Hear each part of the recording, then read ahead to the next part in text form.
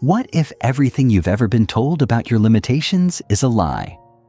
What if you're actually capable of things far beyond your wildest dreams?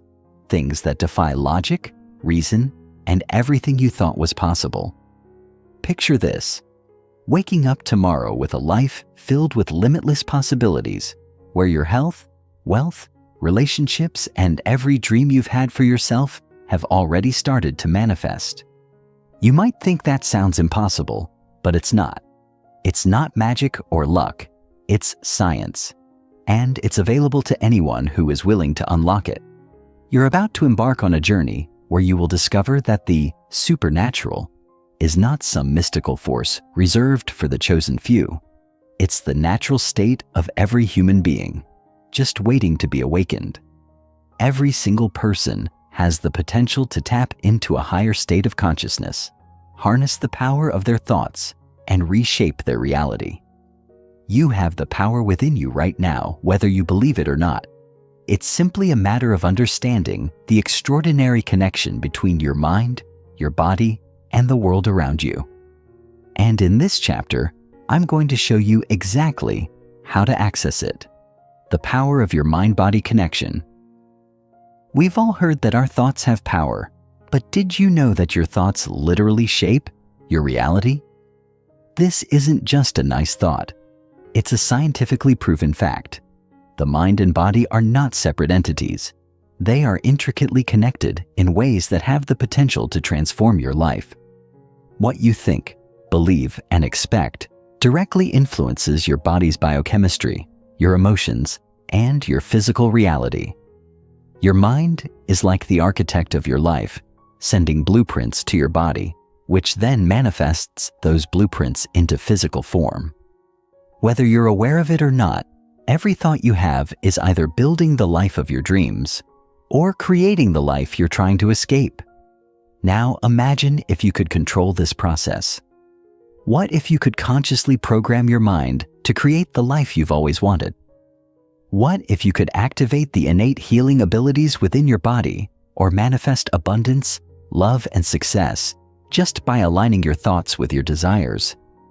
That's not just wishful thinking, it's science. Studies in neuroplasticity and epigenetics show that our brains and bodies are constantly changing in response to our thoughts and environment. In other words, you can rewire your mind and body to create new, healthier patterns, overcome limitations, and access your full potential. Beliefs shape your reality, the science behind transformation. So if the mind has this kind of power, why don't more people tap into it? The answer lies in beliefs. Our beliefs, what we've been conditioned to accept as truth, are the filters through which we perceive reality. And most of the time, these beliefs are limiting, shaped by our past experiences, society, and family. But here's the powerful truth. Your beliefs don't have to define your future. In fact, you can change them. The key to unlocking your supernatural potential lies in understanding that your beliefs shape every aspect of your life. They dictate the reality you experience, whether you're aware of it or not. What if you could shift your beliefs from one of limitation to one of abundance, health, and possibility? What if you could begin to see the world and yourself through a lens of infinite potential rather than scarcity and fear? You absolutely can. The latest research in neuroscience, particularly in the fields of neuroplasticity and quantum physics, shows that the brain can be reprogrammed. You can literally create new neural pathways and belief systems by consciously choosing the thoughts and beliefs that support your highest vision. In other words, the life you're living right now is the direct result of the beliefs you've held up until this moment. If you want to change your life, you must change your beliefs. But this is no easy task. It requires you to become the conscious creator of your thoughts, emotions, and actions. Science proves it. Extraordinary transformation is real.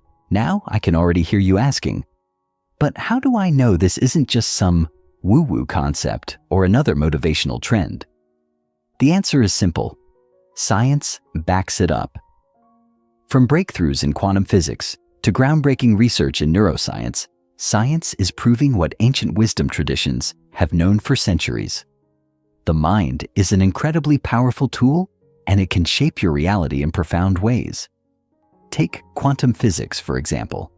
It's no longer up for debate that the observer plays a role in the creation of reality.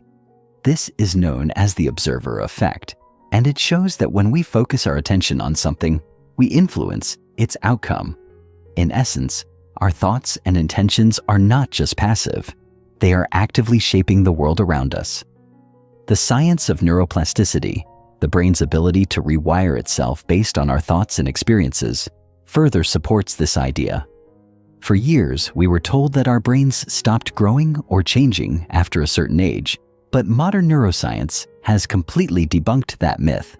In fact, your brain is continuously changing and adapting based on the input it receives. So, if you change your thought patterns, you can change the structure and function of your brain.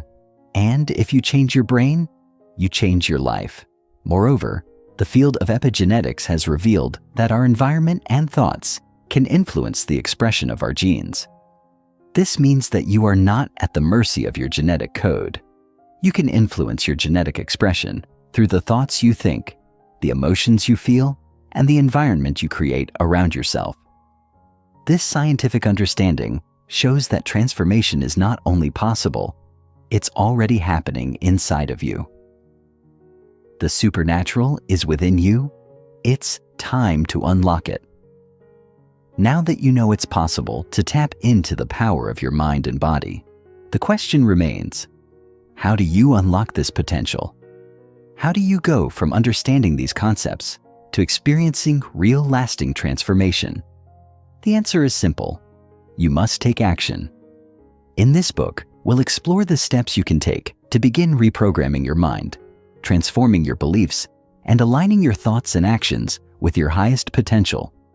You'll learn how to activate the incredible energy that resides within you and use it to manifest the extraordinary life you desire. This journey is not just about understanding the power of your mind. It's about putting that understanding into practice. It's about taking inspired action every single day to reshape your beliefs, to heal your body, to create your reality, and to embody the true power you've always had within you. The world is ready for you to step into your greatness, and so are you. Are you ready to unlock your supernatural potential? The science is there. The tools are here. The time is now. It's time to transform your life, starting today. Chapter 1. Awakening to the Supernatural Self, the Illusion of the Ordinary. Most people go their entire lives never questioning the invisible boundaries that shape their identity.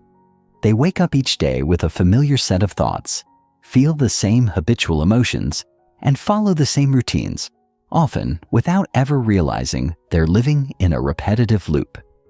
For them, life is a predictable cycle, and their sense of self is tightly bound to their past experiences, past hurts, past victories, and past beliefs. But what if this version of normal isn't natural at all? What if being ordinary is the real illusion? In the stillness of those quiet moments, between breaths, between thoughts, something inside you has always known there is more. More to feel, more to be, more to discover. This book is about that more.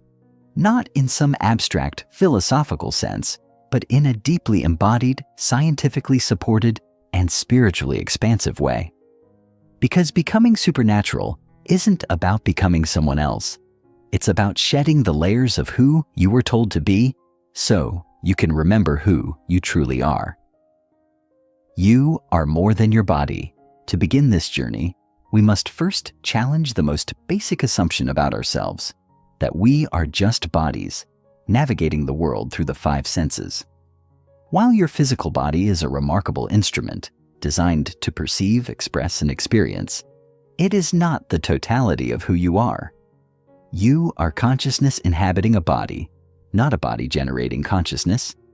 And when we begin to accept this truth, our entire paradigm shifts. Suddenly, We're no longer limited by what we see in the mirror or feel in our muscles and bones. We become aware of an energetic field that animates us, organizes our biology, and responds to our inner world. Your heartbeat, your breathing, your digestion, these processes happen without your conscious input, orchestrated by an invisible intelligence that is, quite literally, supernatural. The moment you acknowledge this intelligence within you is the moment you begin a relationship with the part of yourself that transcends limitation, trauma, and time. The role of conditioning in limiting identity. If you were born as pure potential, untouched and untamed, then what happened? Why, over time, did you begin to believe in limitation, fear, and separation? The answer is simple but profound. Conditioning. From the moment you took your first breath, you began absorbing information. You learned through observation, through language, through repetition. You were told what was possible and what wasn't, who you could be and who you couldn't. These messages didn't just stay in your conscious mind, they sank deeper, programming your subconscious like software running in the background. Over years, these beliefs calcified into identity. And now, many people live in invisible prisons built from outdated emotional experiences, inherited family narratives, and cultural constructs. They become their history. But what science now tells us is that these patterns are not fixed. Your brain is plastic. It can rewire itself. Your genes are not your destiny. They respond to environment, and environment includes your thoughts and emotions.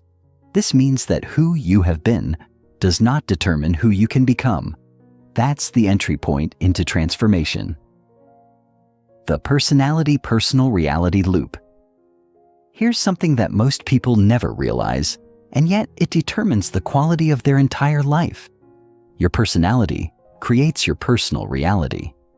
Let that sink in. Your thoughts, your emotional states, your behaviors, they shape the lens through which you perceive the world, and in turn, create your experience of it. If you constantly think about your past, feel emotions like guilt, frustration, or resentment, and behave in ways that reinforce those patterns, then your future will look an awful lot like your past. Not because it has to, but because that's the signal you're continuously broadcasting into the field of possibilities. You are telling life, "More of this, please." And the universe responds, not with judgment, but with precision. It mirrors you. To change your life, you must change your personality. That's not a quick fix. It's a deliberate, moment-by-moment process of becoming aware of who you've been and choosing to show up differently. Thought by thought, emotion by emotion, choice by choice. The energy behind creation. Now, let's talk about energy. This isn't esoteric fluff, it's physics. Everything in the universe is made of energy, vibrating at different frequencies, including you. Your thoughts have energy. Your emotions generate measurable electromagnetic fields. Your body emits light.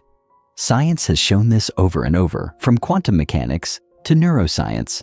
When you think a thought, you are creating electrical activity in the brain. When you feel an emotion, you are altering the magnetic field of the heart. Together, these signals broadcast a frequency into the field around you. That field, the quantum field, is where all possibilities exist. So, if you want to attract a new reality, you must match the energy of that reality. You can't create abundance from a state of lack or love from a state of fear. Your internal state must align with the future you desire, not the past you regret. That's where the real work begins, learning to feel the emotions of your desired future before it arrives. That's how you draw it to you, not through effort alone, but through energetic alignment. Consciousness as the real frontier. Let's take it one step deeper. The new frontier of science is not outer space, it's inner space. Consciousness is the next evolution of human understanding. And when we explore consciousness, we're no longer just talking about mental activity. we're talking about the source of reality itself. Every ancient tradition and every cutting-edge scientific inquiry are converging on the same idea. Consciousness creates form, not the other way around. When you think, when you observe, when you intend, you influence the world around you. This is not philosophical, it's demonstrable. The observer effect in quantum physics shows us that particles behave differently depending on whether or not they're being observed. That means your attention matters. Your focus is creative.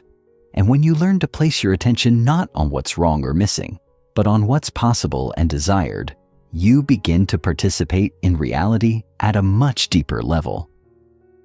Breaking free from survival-based living. Most people spend the majority of their lives in survival mode. They wake up and immediately feel stress, thinking about everything they have to do, everything that went wrong yesterday, or what might go wrong tomorrow. That stress triggers the body's fight or flight response, flooding the system with adrenaline and cortisol. The brain becomes incoherent, the heart becomes arrhythmic, the immune system weakens, and the body becomes addicted to those stress hormones. It's a vicious cycle, and over time, this state of being becomes normal. But survival was never meant to be a lifestyle. It was meant to be a response to danger. Living in survival robs you of your creativity, your healing potential, and your ability to connect to the quantum field. You cannot access elevated states of consciousness from a place of chronic stress. You must teach your body that it's safe to relax, to open, to trust. That's where meditation comes in, not as a spiritual practice per se, but as a neurological and physiological intervention. It teaches you to slow down the brain waves, access the subconscious, and shift from survival to creation. The journey from thinking to feeling to being. Transformation doesn't happen by knowledge alone. It begins with learning. Yes, with taking in new information and understanding how your biology, your mind, and the quantum field work together. But that's only the first step. Next, you must apply what you've learned. You begin practicing new thoughts. You generate elevated emotions. You start behaving as the person you want to become. And when you repeat this over time, those thoughts become beliefs. Those emotions become familiar, and those behaviors become habits. Eventually, the new state of being becomes automatic. You move from thinking to doing to being. That's when real change happens. Not when you're trying to be different, but when you are different. When you no longer have to remember to act like your future self, because you've become them. And from that new state of being, you naturally attract new experiences, new relationships, and new outcomes. Life changes not because you forced it to, but because you changed the energy you're emitting into the field of infinite possibilities. The supernatural as the most natural state. Here's the irony. What we call supernatural is actually the most natural thing in the world. Elevated states of love, joy, gratitude, compassion. These are our original blueprint. We came into this world wired for connection, for wholeness, for unity. It's only through years of programming and survival living that we forget. But when we begin to tap into these states intentionally, through meditation, through breath work, through heart coherence, we don't become something new. We return to something ancient and true. We remember. And in that remembrance, the miraculous becomes accessible. Spontaneous healing, synchronicities, creative downloads, deep inner peace. These aren't fantasies. They are natural outcomes of living in alignment with your higher self and the intelligence of the universe, trusting the process of becoming. So, if you're feeling the stirrings of something awakening inside you right now, trust it. That is the part of you that remembers. That is the part that's been waiting patiently for you to look beyond the veil of your conditioning and see what's truly possible. This journey will not always be easy. It will challenge your identity. It will require discipline, vulnerability, and a willingness to confront the familiar discomfort of change. But I promise you this, the reward is beyond anything the limited self could have imagined. You will begin to feel whole, not because your life is perfect, but because you are no longer seeking completion in the external world. You will begin to live from the inside out, in harmony with yourself and the field around you. And that, in every sense of the word, is supernatural. Chapter 2. Beyond the veil of identity, the self as a story, and the need to rewrite it. Who we believe ourselves to be is not as concrete as we've been led to think. Most of us walk around carrying a story, an unconscious narrative that defines our limitations, our behaviors, and the way we interpret the world around us. This story is made up of fragments. A childhood memory here, a trauma there, a label we were given, a pattern we inherited. Layer by layer, it becomes our identity. Not because it's inherently true, but because it has been repeated by others, and more importantly, by ourselves. These narratives are like grooves in a record. We play them again and again until they become the soundtrack of our lives. But here's the problem. When you're stuck in the same story, you're confined to the same reality. You look at life through the same emotional lens, attract similar experiences, and reinforce the very identity that's keeping you stuck. But what if you could edit that story? Not erase it or deny it, but consciously rewrite the narrative with awareness and intention? The human brain, after all, doesn't know the difference between an experience you're actually living and one you vividly imagine. That's the door we'll begin to open in this chapter. The ability to reinvent the self, not from fantasy, but from deliberate creation. The ego and the mask of familiarity. The primary gatekeeper of this story-based self is the ego. Not the arrogant, loud caricature we often associate with the word, but the quieter, deeply ingrained operating system that constantly tries to keep you safe through familiarity. The ego isn't your enemy. It's a survival mechanism. Its job is to maintain your sense of identity, even if that identity is filled with pain, scarcity, or limitation. It doesn't care whether you're happy. It cares that you're predictable. The ego thrives on the known, on patterns it can control. So, when you begin to stretch beyond your current self, when you start visualizing a new future, feeling unfamiliar emotions, or disrupting your routine, the ego sounds the alarm. It whispers doubts, stirs up fear, and often recruits the body into rebellion. You might feel unmotivated, anxious, or even physically ill when you try to change. That's not failure. It's feedback. It means you're moving beyond the ego's comfort zone, and that is the necessary tension of transformation. To truly change, you must learn to observe the ego, thank it for its service, and then step past it, not with force, but with presence. You don't need to destroy the ego. You need to become bigger than it. The multidimensional. You. To move beyond the surface self, you have to understand that you are not a singular static identity. You are multidimensional.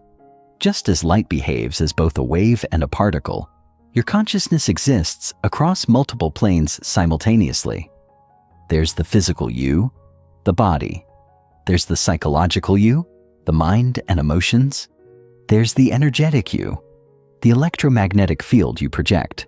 And then there's the quantum you, the non-local consciousness that exists beyond time and space.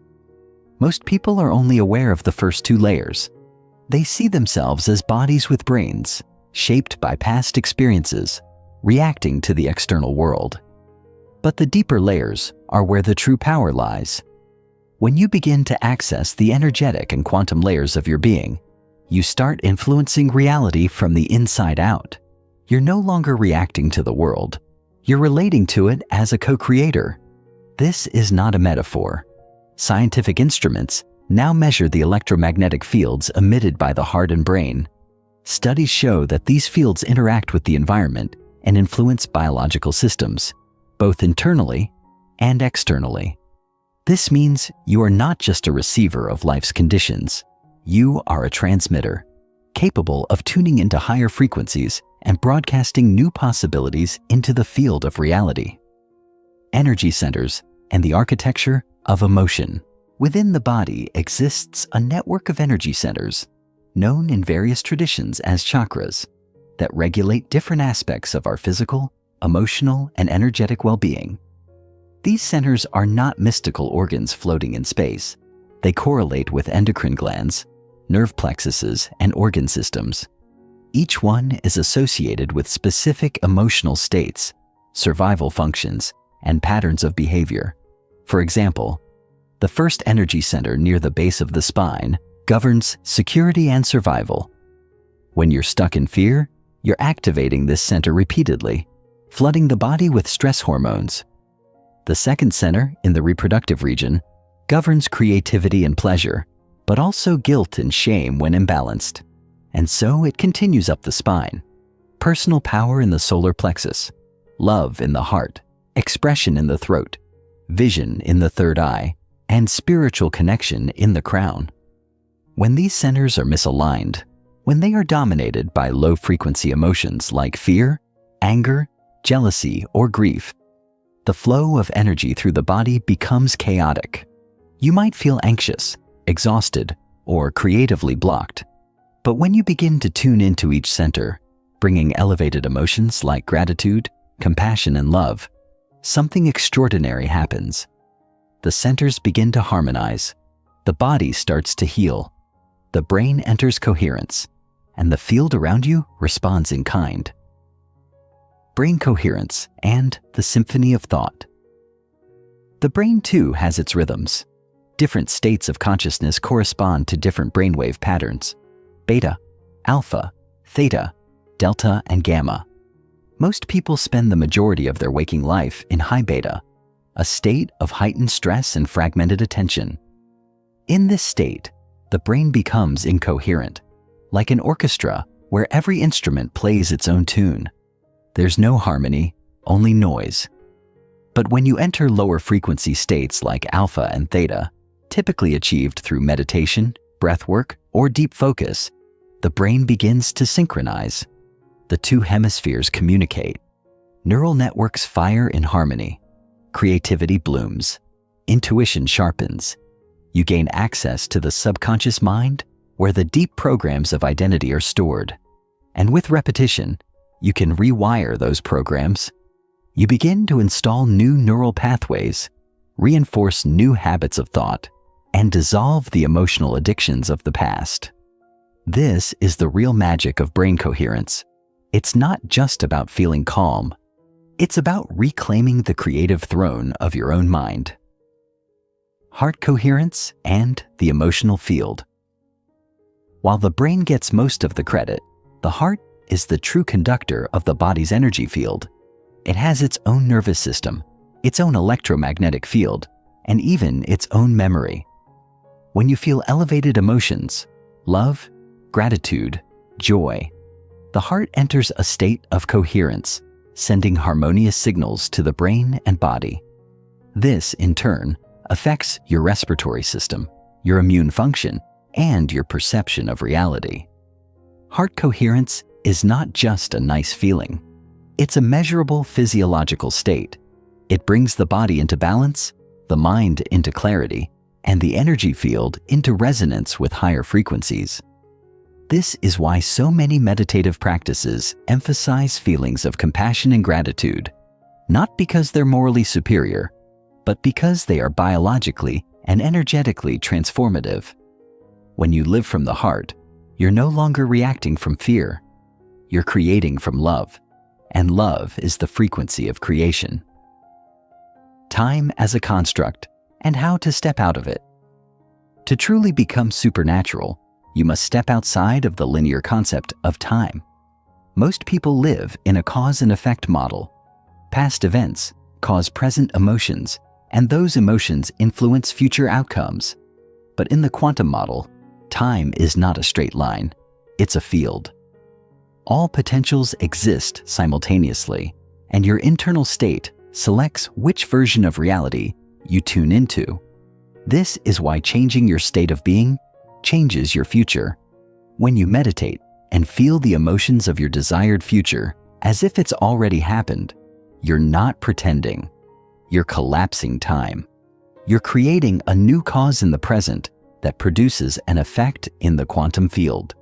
The more you practice this, the more your body begins to believe it's living in that future. And the field responds, not later, but now. This is not wishful thinking. It's vibrational physics. The future is not something you wait for.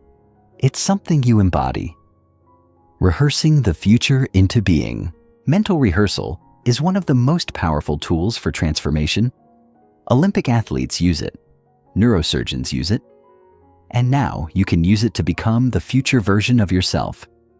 The brain does not distinguish between real and imagined experiences. It wires them the same way. So when you vividly imagine yourself walking confidently, healing completely, speaking with clarity, or loving without fear, you are literally programming your brain and body into a new state of being. But it must be more than visualization. You must feel it. Emotion is the fuel that drives intention into reality. Without elevated emotion, a thought is just a thought. But with it, that thought becomes a signal to the field, a magnetic imprint of your future self. So take the time to rehearse, see it, feel it, become it. The more you practice this, the less your past defines you, and the more your future pulls you forward. Living from the inside out.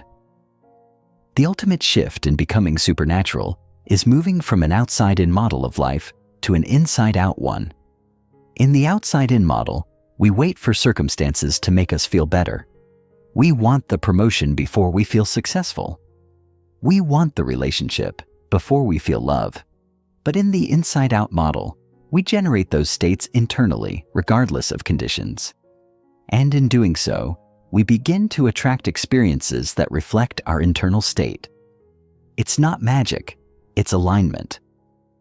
When you live from the inside out, you become the cause, not the effect. You are no longer defined by your environment. You are defining it. That's when life starts to feel effortless, not because challenges disappear, but because your identity is no longer anchored in fear. You become someone who trusts life, who radiates coherence, who creates beauty just by being. And in a world desperate for authenticity, your very presence becomes medicine. Chapter 3. The Quantum Field and the Architecture of Possibility. Reality is not fixed, it is fluid. Most people have been conditioned to believe that reality is objective, stable, and consistent across time, that what we see, hear, and touch is real simply because it exists independently of us. But modern quantum physics challenges that belief at its very core. At the subatomic level, particles do not exist in fixed states, but as probabilities, a range of potential outcomes that only collapse into a physical state when observed. This is not abstract theory. It's the strange, yet experimentally confirmed truth of our universe. What this implies is that your very act of observation, your focus, your attention, your intention, can influence the formation of reality. Now imagine the implications if your thoughts, beliefs, and emotions are forms of observation, each casting a vote in the quantum field for what becomes real. This field, invisible yet omnipresent, contains infinite versions of you and your life. The healthy you, the abundant you, the inspired you, all exist simultaneously as energetic possibilities, waiting to be selected.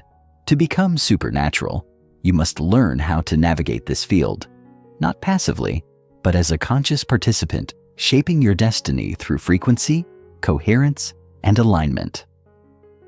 You are a quantum broadcast tower.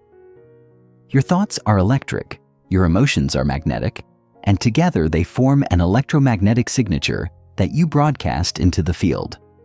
This signal is not metaphorical, it's measurable. The brain emits electromagnetic waves and the heart's field is even more powerful, extending several feet outside the body. When these signals are coherent, aligned, and elevated, they function like a tuning fork, resonating with similar frequencies in the field. Think of your body as a broadcasting tower. The clearer and stronger your signal, the more precisely you draw matching potentials toward you. But when your thoughts are rooted in fear, lack, or resentment, and your emotions echo the same, you're tuning into low-frequency outcomes. You're broadcasting a signal of the past, and the field reflects that reality back to you. To attract a new future, you must change your signature in the present. You must become the frequency of the future you desire. This doesn't mean faking positivity. It means truly feeling and embodying elevated states like gratitude, compassion, and joy, even when your current reality hasn't yet changed. That is the essence of creative mastery, using your internal world to signal new outcomes before they manifest. The observer effect and your creative power. In the double-slit experiment, one of the most iconic discoveries in quantum physics, particles behave like waves until observed. Then, they snap into a particle. This means the act of observation itself changes the outcome. Applied to your life, this suggests that the way you observe reality, what you expect, focus on, and emotionally invest in, determines how reality materializes around you. If you constantly observe your life through the lens of limitation, your energy reinforces the probability of that limitation becoming real. But if you begin to observe life with the anticipation of change, growth, and newness, feeling the emotions of your desired outcomes before they arrive, you influence the quantum field to collapse those potentials into your physical reality. This is not about denial or escapism. It's about becoming a conscious observer. Every time you meditate, visualize, or practice elevated emotions, you're acting as the observer, influencing the quantum field. The stronger your presence, the more powerfully you collapse possibilities into form. Over time, this becomes a way of life. Less reaction, more creation. Less control, more coherence. You become the observer who chooses rather than the victim who copes. Coherence, the language the field understands. The quantum field doesn't speak English, Spanish, or Mandarin. It doesn't respond to your words, your begging, or even your goals. It responds to frequency, to vibration, to the energetic signal you emit moment by moment. Coherence is the alignment of your thoughts, feelings, and actions with a singular intent. When your mind is focused, your emotions are elevated, and your body is relaxed and present, your entire being becomes a harmonic broadcast. This state is what allows your signal to pierce through the noise of daily chaos and connect with the quantum field in a meaningful way. Most people try to create change from a place of incoherence, thinking one thing, feeling another, doing something entirely different. But when you enter a coherent state, particularly through heart and brain synchronization, you step into alignment with the intelligence of the universe. The field is responsive, but only to clarity. When you emit a mixed signal, you get mixed results. When your signal is pure, when your elevated emotions match your clear intention, creation becomes not only possible, but natural. It becomes a dance between you and the field, a co-creative rhythm of energy and form. The gap between intention and manifestation. One of the greatest frustrations on the path of transformation is the apparent delay between intention and manifestation. You may meditate, visualize, and align your energy, yet see no immediate results in your external world. This gap, the space between seed and sprout, is where most people give up. But the quantum field operates outside of linear time. Just because you don't see immediate evidence doesn't mean change isn't occurring. In fact, the most profound transformations often begin invisibly. The body begins healing. Synchronicities start to line up. Emotional resilience grows. But because we've been conditioned to expect instant gratification, we misread the silence as failure. This is where trust becomes essential. Not blind belief, but embodied knowing. When you truly live as if your future is already here, your actions, emotions, and thoughts align with that future. And the field, responding to your signal, begins orchestrating events and opportunities to match. Think of it like tuning into a new radio station. Just because you can't hear it yet doesn't mean you're not already broadcasting on that frequency. Stay consistent. Stay coherent. The gap will close. The universe is listening. Meditation as quantum tuning meditation is not a spiritual luxury. It is a scientific method of tuning into the quantum field. When done properly, meditation shifts your brainwaves from high beta to alpha and theta, allowing you to access the subconscious mind and quiet the analytical chatter that blocks new potentials. In this state, the body begins to relax, and energy that was previously locked in survival mode becomes available for creation. The key is to move from thinking to feeling, from analyzing to sensing. Begin by focusing on the space around your body, not your body itself, but the energy field it occupies. This external awareness moves you beyond the ego and into the quantum. Then bring your awareness to your intention, not just the thought, but the elevated emotion that accompanies it. Feel it as if it's already real. Let the body experience the future in the present. The more vividly you can imagine and feel, the more you change your electromagnetic signature. And as your signal changes, your life begins to follow suit. Meditation, then, becomes a daily practice of becoming the future self you intend to be, one breath, one moment at a time. Emotional reconditioning, breaking the cycle of the past. Every emotion you feel is a chemical signature that conditions your body into a predictable future. When you feel anger, fear, guilt, or shame repeatedly, your body becomes addicted to those states. You wake up in the morning and reach for your past, not with your thoughts, but with your feelings. That's why change is hard. Your mind may want a new life, but your body is still addicted to the old one. To step into a new future, you must emotionally recondition your body. This means memorizing elevated emotional states, joy, inspiration, gratitude, until they become familiar. At first, your body will resist. It will crave the biochemical rush of old emotions. But if you stay consistent, you begin to break the addiction. You stop identifying with your pain and start embodying your power. Emotional reconditioning isn't about bypassing difficult feelings. It's about replacing them with intentional ones. It's training your body to feel the future before it arrives, so that when it does, it feels like home. The quantum mirror. Life reflects who you are in the quantum field. Life doesn't give you what you want. It gives you who you are. If you approach life from lack, you attract more reasons to feel lack. If you embody wholeness, life reflects abundance. This is the mirror principle of the quantum field. It doesn't judge or withhold. It simply reflects your dominant signal. That's why personal transformation must happen at the level of being, not just doing. You can set goals, repeat affirmations, and work hard. But if your inner state is one of unworthiness or fear, your results will mirror that. True change begins when you shift your identity, not by fixing yourself, but by remembering who you really are. A powerful, creative, connected being capable of influencing matter with mind. When you live from this truth, not just intellectually, but energetically, your life transforms, not gradually, but exponentially.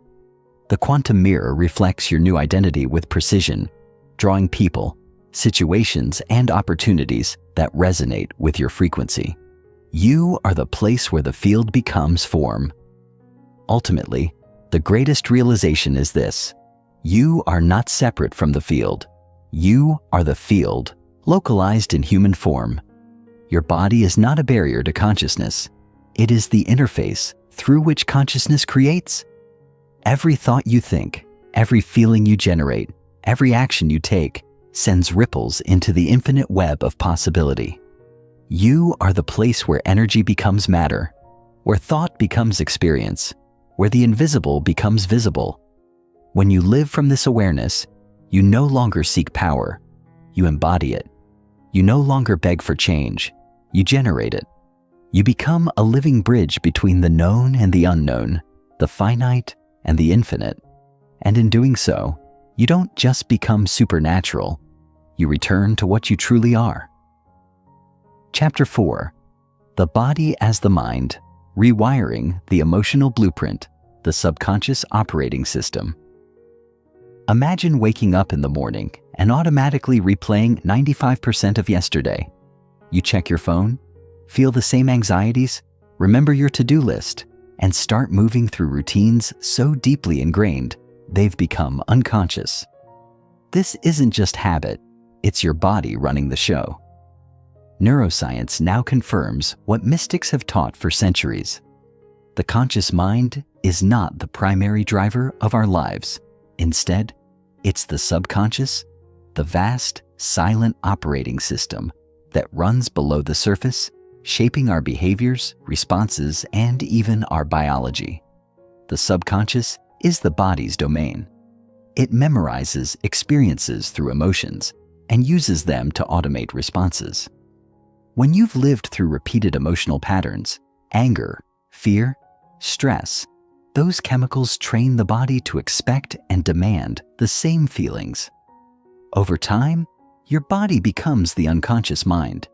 You think you're in charge, but your body is reacting to yesterday, generating the same hormonal cocktail and dragging your conscious self into a feedback loop you didn't realize you programmed. This is why change feels so hard. You may want a new life consciously, but your body is addicted to the past emotionally. To truly transform, we must reprogram this operating system at its root, through thoughts that lead to new feelings and feelings that condition new behaviors.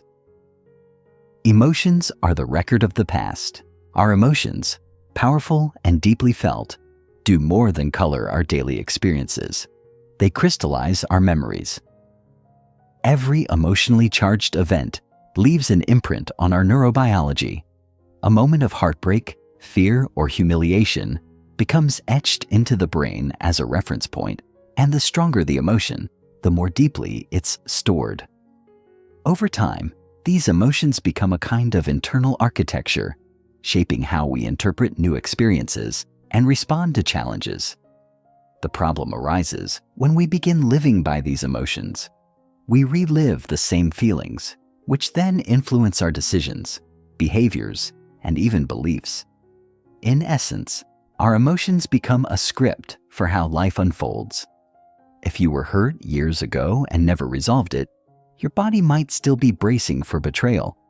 If you experienced loss, your nervous system may still be signaling lack. This emotional residue keeps you anchored to the past, recreating familiar scenarios, not because you want them, but because your body expects them. This expectation shapes perception, and perception becomes reality. Unless we release the emotional energy of the past, we cannot create a future different from it. Emotional freedom, then, becomes not just healing, but the very foundation for transformation. The hormonal addictions of survival. When we talk about stress, we're not just speaking of a feeling. We're talking about a physiological cascade that affects every system in the body. In survival mode, the brain signals the adrenal glands to release cortisol and adrenaline. Blood is redirected from the gut and higher brain centers to the muscles, preparing for fight or flight. Heart rate increases. Senses sharpen. This is a brilliant system, designed for short bursts. But when stress becomes chronic, when we live in an unending state of alertness, this system becomes destructive. The body begins to habituate to the chemical rush of survival. It starts craving the adrenaline, associating intensity with normalcy. Many people don't realize they're addicted to stress because it feels like being alive. They thrive on urgency, on crisis, on drama. not realizing that their biology is in a constant state of breakdown. Over time, this addiction leads to exhaustion, anxiety, inflammation, and even disease. But perhaps the most dangerous consequence is that it locks you into the past. Every time you feel stressed in the same way, you reinforce the same neurological and hormonal pathways. You literally become the old self again. To break free, you must wean your body off its dependency on these familiar emotional states and introduce a new biochemical environment, one dominated not by survival, but by creation. The neurochemical signature of identity. Who are you? Most people would respond with a name, a profession, perhaps a personality trait. But underneath those labels lies a more revealing answer. Your identity is your state of being, created through habitual thoughts and emotions. When you think a thought, it sends a signal into the brain. The brain responds by firing neural networks and releasing chemicals that correspond to that thought. Feelings emerge, and those feelings reinforce the original thought. This loop creates a neurochemical signature, a pattern that, when repeated, becomes your default state. Over time, this becomes who you are, not by fate, but by conditioning. If you constantly think and feel like a victim, your body memorizes that identity. If you often feel resentment, self-pity, or powerlessness, those feelings become familiar, and the familiar becomes safe even when it's painful. Changing your identity, therefore, means interrupting this loop. You must become greater than your environment, greater than your emotions, and greater than your habitual thoughts. This is not an act of denial, but of self-reclamation. By consciously choosing elevated thoughts and matching them with empowering emotions, like courage, gratitude, or joy, you begin altering your chemical makeup. And as your internal signature changes, so too does the self you present to the world. The body remembers what the mind tries to forget. We often believe that once a painful experience is over, it's behind us. But the body tells a different story. While the mind may rationalize, suppress, or ignore trauma, the body keeps a meticulous record. Somatic memory is real. The cells remember. Muscles tense in familiar patterns. The nervous system stays hypervigilant. Even long after the threat is gone, the physiological response lingers. This explains why certain sounds, smells, or images can trigger deep emotional reactions seemingly out of nowhere. The body isn't reacting to the present, it's remembering the past. And each time this memory is activated, the old self resurfaces. This is why true healing must involve the body, not just the intellect. You cannot think your way out of a trauma that's encoded in your tissues. You must feel it, witness it, and then recondition the body to a new experience. This is where meditation, breathwork, movement, and intentional emotional states become tools for transformation. When you guide the body into elevated states again and again, you overwrite the old emotional patterns. The body begins to trust the new feeling. It softens, it releases, and over time, it forgets the pain. Not because you've buried it deeper, but because you've replaced it with something better: safety, love, peace. Thought alone does not equal change. One of the biggest misconceptions in the realm of personal development is that thought alone is sufficient to create change. While thought is essential, it's the spark that ignites transformation. It is only the beginning. Lasting change requires embodiment. You must feel the thought so deeply that the body believes it's true. This is where most people falter. They say the affirmation, visualize the goal, repeat the mantra, but they do so from a place of intellectual detachment. Their bodies are still in survival, still carrying the emotional signature of the old self. Without the emotional charge, the thought lacks power. It remains an abstract idea, disconnected from action. To bridge the gap, you must teach the body what the mind has learned. You must emotionally marry your intention. When the body begins to feel differently, lighter, more joyful, more empowered, it signals the brain that the change is real.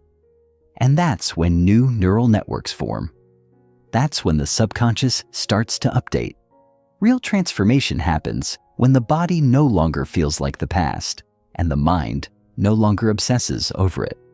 When both body and mind live in the future instead of reacting to the past, you are no longer a prisoner of memory. You are a creator of destiny. Repetition, emotion, and the path to rewiring. If you've ever learned to ride a bike, speak a language, or play an instrument, you understand that mastery comes through repetition. The same principle applies to rewiring the brain and body. Neuroplasticity, the brain's ability to reconfigure itself, doesn't happen from a single thought or fleeting inspiration. It happens through consistent, repeated engagement with new ideas, feelings, and behaviors. But repetition alone is not enough. Emotion is the catalyst. When you combine repetition with high emotional energy, joy, awe, gratitude, you accelerate change. That's why a single powerful meditation can sometimes rewire more than a month of passive repetition. Emotion opens the doorway to the subconscious. It signals to the brain and body that something important is happening. And the brain, ever responsive to significance, begins to prioritize the new pattern. This is why ritual, sacred practice, and intentional living are so effective. They combine repetition and emotion to impress new codes into the mind-body system. Over time, the old neural pathways weaken from disuse, while the new ones strengthen. The old emotional signatures fade, and new ones become dominant. You are not stuck. You are programmable. And the pen is in your hands. The mind-body loop and how to break it. The mind and body exist in a feedback loop, constantly influencing one another. Thoughts trigger emotions, and emotions validate thoughts. It's a dance, but in many people, it becomes a trap. They think of a problem, feel the stress, and then use that stress to justify more anxious thoughts. Breaking the loop requires a disruptive force, consciousness. The moment you become aware of the loop, you introduce a gap. In that gap is choice. You can interrupt the thought. You can breathe through the emotion. You can insert a new signal. This is why mindfulness and meditation are so powerful. Not because they make life easier, but because they give you a lever to shift the cycle. When you train your awareness, you begin to notice the patterns that once controlled you. You start choosing responses instead of reacting automatically. The mind becomes quieter. The body becomes calmer. And over time, the loop that once defined your suffering becomes the source of your freedom. Becoming the new emotional self. True transformation doesn't just change what you do. It changes how you feel. The goal is not to suppress emotion, but to upgrade it. Instead of reacting with fear, you respond with curiosity. Instead of defaulting to shame, you move with compassion. This shift happens when you begin to emotionally rehearse the self you want to become. Before the event, before the outcome, you feel the elevated state, love, peace, empowerment. You practice it until it becomes familiar. The brain doesn't know the difference between real and vividly imagined experiences. If you feel it deeply enough, the brain fires as if it's happening now. And the body, obedient to the chemistry of the brain, begins to align. This is how you become the new self, not by waiting for the external world to change, but by changing your internal state first. As your internal environment evolves, the external begins to mirror it. You attract different people, make new choices, and respond to life with grace. And one day, you realize you are no longer trying to be someone else. You are simply being who you truly are. Chapter 5. The Body Electric, Awakening the Energy Centers. Ancient wisdom meets modern science for millennia. Cultures across the world have spoken of energy flowing through the human body. The Chinese call it qi. The yogic traditions speak of prana. The ancient Egyptians depicted it in their symbols, and indigenous shamans have long danced and drummed their way into altered states to align with it. These energy systems were often dismissed by modern Western science as myth or metaphor, until neuroscience and quantum biology began to catch up. Today, we are witnessing a convergence of ancient wisdom and contemporary discovery, a recognition that the body is not merely a collection of organs and tissues, but a finely tuned electrical instrument. Every cell emits electromagnetic fields. Every thought and emotion alters the charge of this biological circuitry. And at the core of this system lie the energy centers, what ancient traditions have long called chakras. Far from being esoteric, these centers are now understood as the nexus points where the endocrine glands, nervous system clusters, and subtle energy fields intersect. When in balance, they enable us to feel grounded, empowered, creative, loving, expressive, insightful, and connected. When blocked, we remain fragmented, spiritually numb, emotionally reactive, and physically unwell. To become supernatural, we must first learn to tune our inner instrument, awakening these dormant centers to become conscious creators of our reality. The first three centers, the domain of survival. At the base of the spine lies the first energy center associated with our most primal instincts, safety, survival, and physical identity. Here, the adrenal glands reign, releasing stress hormones that keep us vigilant. While this center is essential for grounding and stability, many people live trapped here, consumed by fears of not having enough money, shelter, time. Just above it, in the lower abdomen, sits the second center, tied to the reproductive organs and emotional identity. This is the seat of pleasure, desire, and creativity, yet also of guilt and dependency. The third center, located at the solar plexus, governs willpower and self-esteem. It houses the fire of personal power, yet often burns with the toxicity of control, rage, or unworthiness. These lower three centers are vital, but when we operate solely from them, we exist in survival mode. Life becomes a sequence of reactions: defending, competing, lusting, hoarding. The body's energy remains trapped in these lower frequencies, cycling through old patterns of fear, desire, and domination. To evolve beyond the material self, we must move energy upward, away from instinctual survival and into conscious creation. This does not mean ignoring the lower centers, but mastering and integrating them so that their wisdom fuels, rather than dominates, our journey. The heart center, the bridge to elevated states. In the center of the chest lies a transformational gateway, the heart center or fourth chakra. Physiologically, it is linked to the thymus gland, the lungs, and the circulatory system. Energetically, it is the bridge between the material and the mystical. While the lower centers govern doing and surviving, the heart invites us to feel, to connect, and to transcend. It holds the frequencies of compassion, forgiveness, and unconditional love, not the sentimental kind romanticized in films, but a deeper soul-anchored love that heals and harmonizes. When activated, the heart releases a cascade of biochemicals that regulate the immune system, balance the nervous system, and bathe the brain in coherence. Scientists at the HeartMath Institute have measured the electromagnetic field of the heart as thousands of times stronger than that of the brain. This means that when we feel genuine gratitude, appreciation, or joy, we're not just experiencing emotion, we're broadcasting a powerful signal into the quantum field. The heart becomes a tuning fork for reality.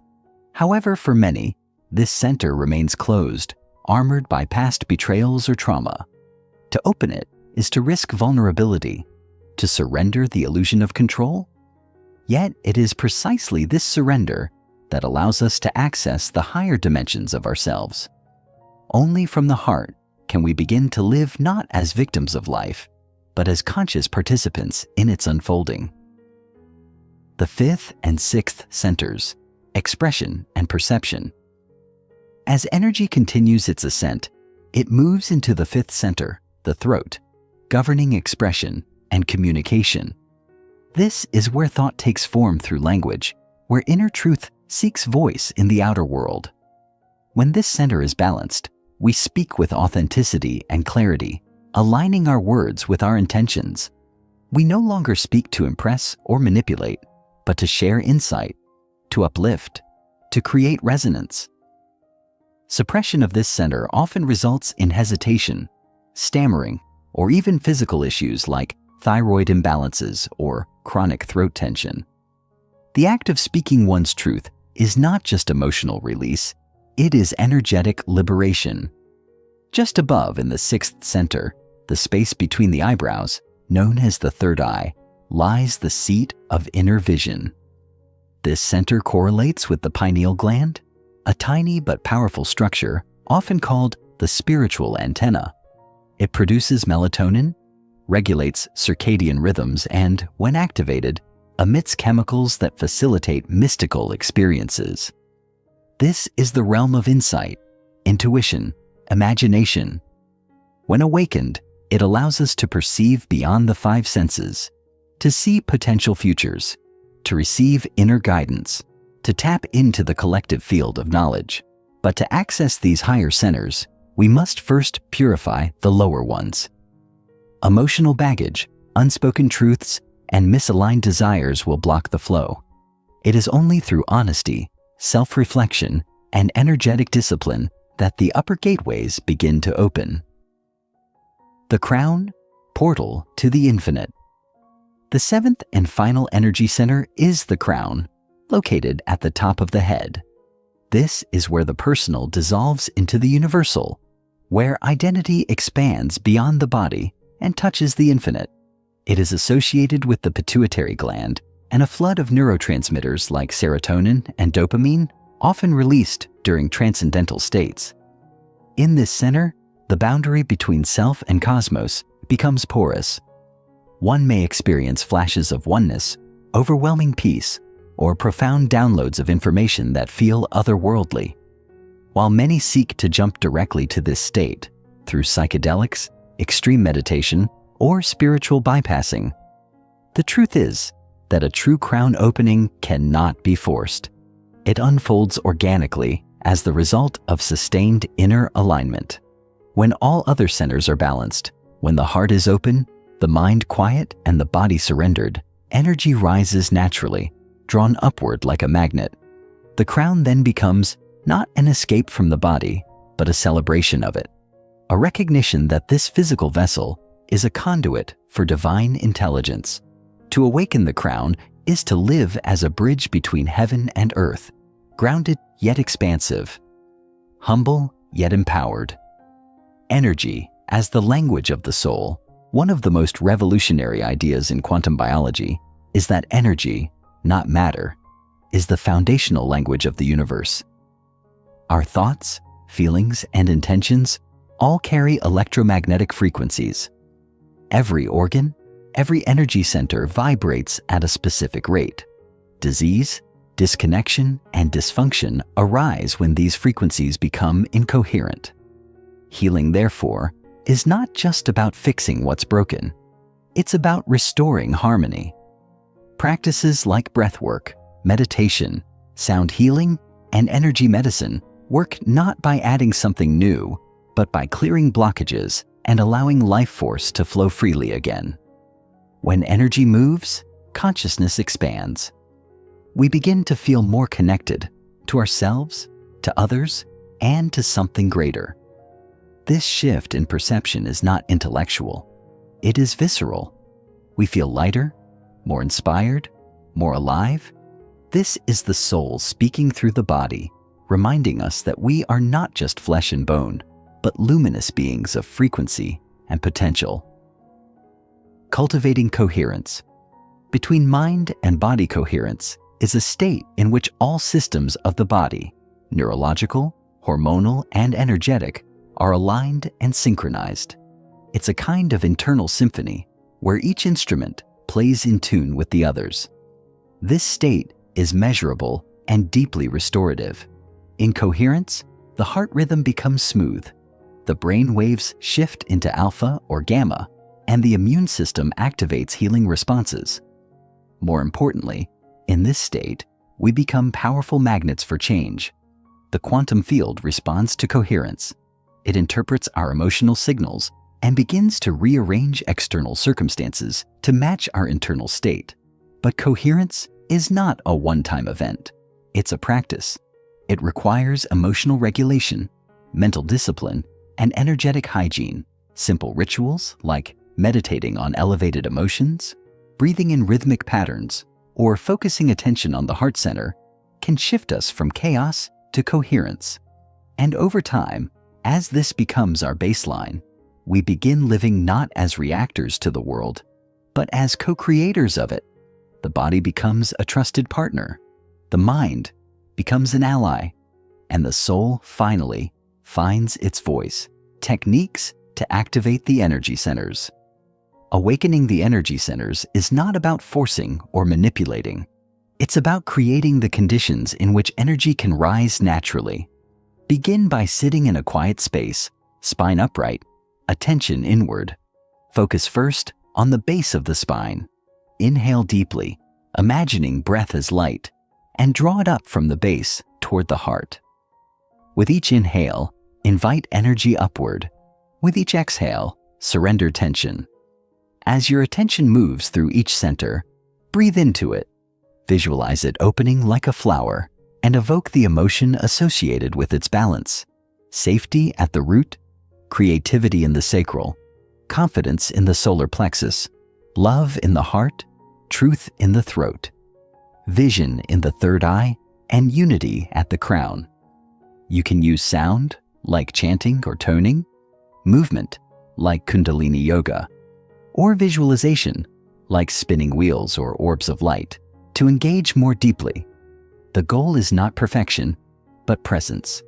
With daily practice, the centers begin to awaken.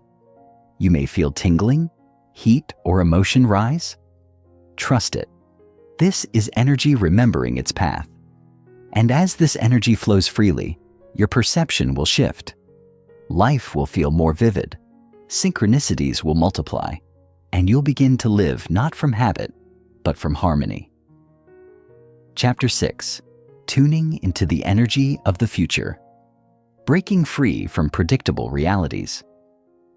We live most of our lives tethered to the familiar, repeating patterns that seem so tightly woven into the fabric of our reality that we forget they're of our own design. The past becomes a gravitational force that pulls our attention and energy into predictable futures, recreating circumstances that look and feel strikingly similar to those we've always known. We wake up and recall our to-do list, brush our teeth in the same rhythm, eat the same breakfast, commute to the same job, and engage with the same people in largely the same ways. Every action reinforces a neurological signature. Every thought reactivates an emotional record stored in the body, and every choice becomes a reaffirmation of who we believe we are based on who we've been. This loop, what Dr. Joe Dispenza calls the known, is safe but suffocating. It breeds a sense of limitation, of being trapped in circumstances we can't seem to change. But what if the future wasn't something we stumble into by default, but something we could consciously design? What if the unknown held not chaos, but creative possibility? To tune into the energy of the future, we must unlearn the reflex of predictability and awaken to the truth that reality is not fixed. It is fluid, and our consciousness, our attention, intention, and emotion is the paintbrush with which we color its canvas. The quantum model of possibility. In the classical Newtonian worldview, we are machines in a deterministic universe. Everything operates through cause and effect, where one measurable force pushes another in a linear chain of reactions. But quantum physics shattered that framework. In the quantum realm, particles exist not as fixed objects, but as waves of potential, probabilities that only collapse into a defined reality when observed. The observer, then, plays a role in shaping what becomes real. This understanding flips everything on its head. It suggests that our future is not etched in stone, but a sea of infinite possibilities waiting to be called forth. Each potential future exists as a frequency, vibrating in the field beyond time and space. When we focus our mind, direct our intention, and feel elevated emotions as if our desired future were already real, we begin to tune into that frequency. The quantum field responds not to what we want, but to who we are being. It reads our vibrational signature, which is the sum total of our thoughts and feelings in the present moment. If we think abundantly, but feel lack, we emit incoherence. But when thought and emotion align, when we not only think wealth, but feel the gratitude of already being abundant, we broadcast a powerful coherent signal into the field. This coherence becomes a magnetic pull, drawing experiences, people, and synchronicities that match our inner state. Mental rehearsal, becoming the future self. Mental rehearsal is not mere daydreaming. It is a neurological act of creation. Olympic athletes have long used visualization to improve performance, but neuroscience shows its applications go far beyond physical skill. When you imagine yourself performing an action, giving a confident speech, starting a business, healing your body, the same neural circuits light up in the brain as if you were physically doing it. With repetition, those circuits strengthen as if the event had already happened. The body begins to believe the future is now. But mental rehearsal must be done with clarity and emotion. It's not enough to vaguely wish for a better life. You must paint the picture in high definition. What does your future self look like? How do you walk, speak, make decisions? What are you feeling in that reality? Pride, freedom, peace? By rehearsing the thoughts, behaviors, and feelings of your future self, you condition your body to the new mind. Over time, this state becomes more familiar than the old self driven by fear and limitation. You are no longer trying to become something, you are being it now. And because your inner reality has shifted, the outer world begins to mirror that shift in astonishing ways. Elevated emotions, fuel for creation. While thought gives direction to our intent, emotion is the fuel that propels it into the field. Yet not all emotions carry the same frequency. Survival emotions, anger, fear, jealousy, are low vibrational and tied to the past. They contract the body's energy, closing the heart and reinforcing separation. Elevated emotions, gratitude, love, inspiration, are expansive. They open the energy centers, especially the heart, and synchronize the brain and body into a state of coherence. Gratitude is particularly potent because it signals to the body and subconscious that the event we desire has already happened. We don't feel thankful for something that hasn't occurred. We feel it because we believe it is real.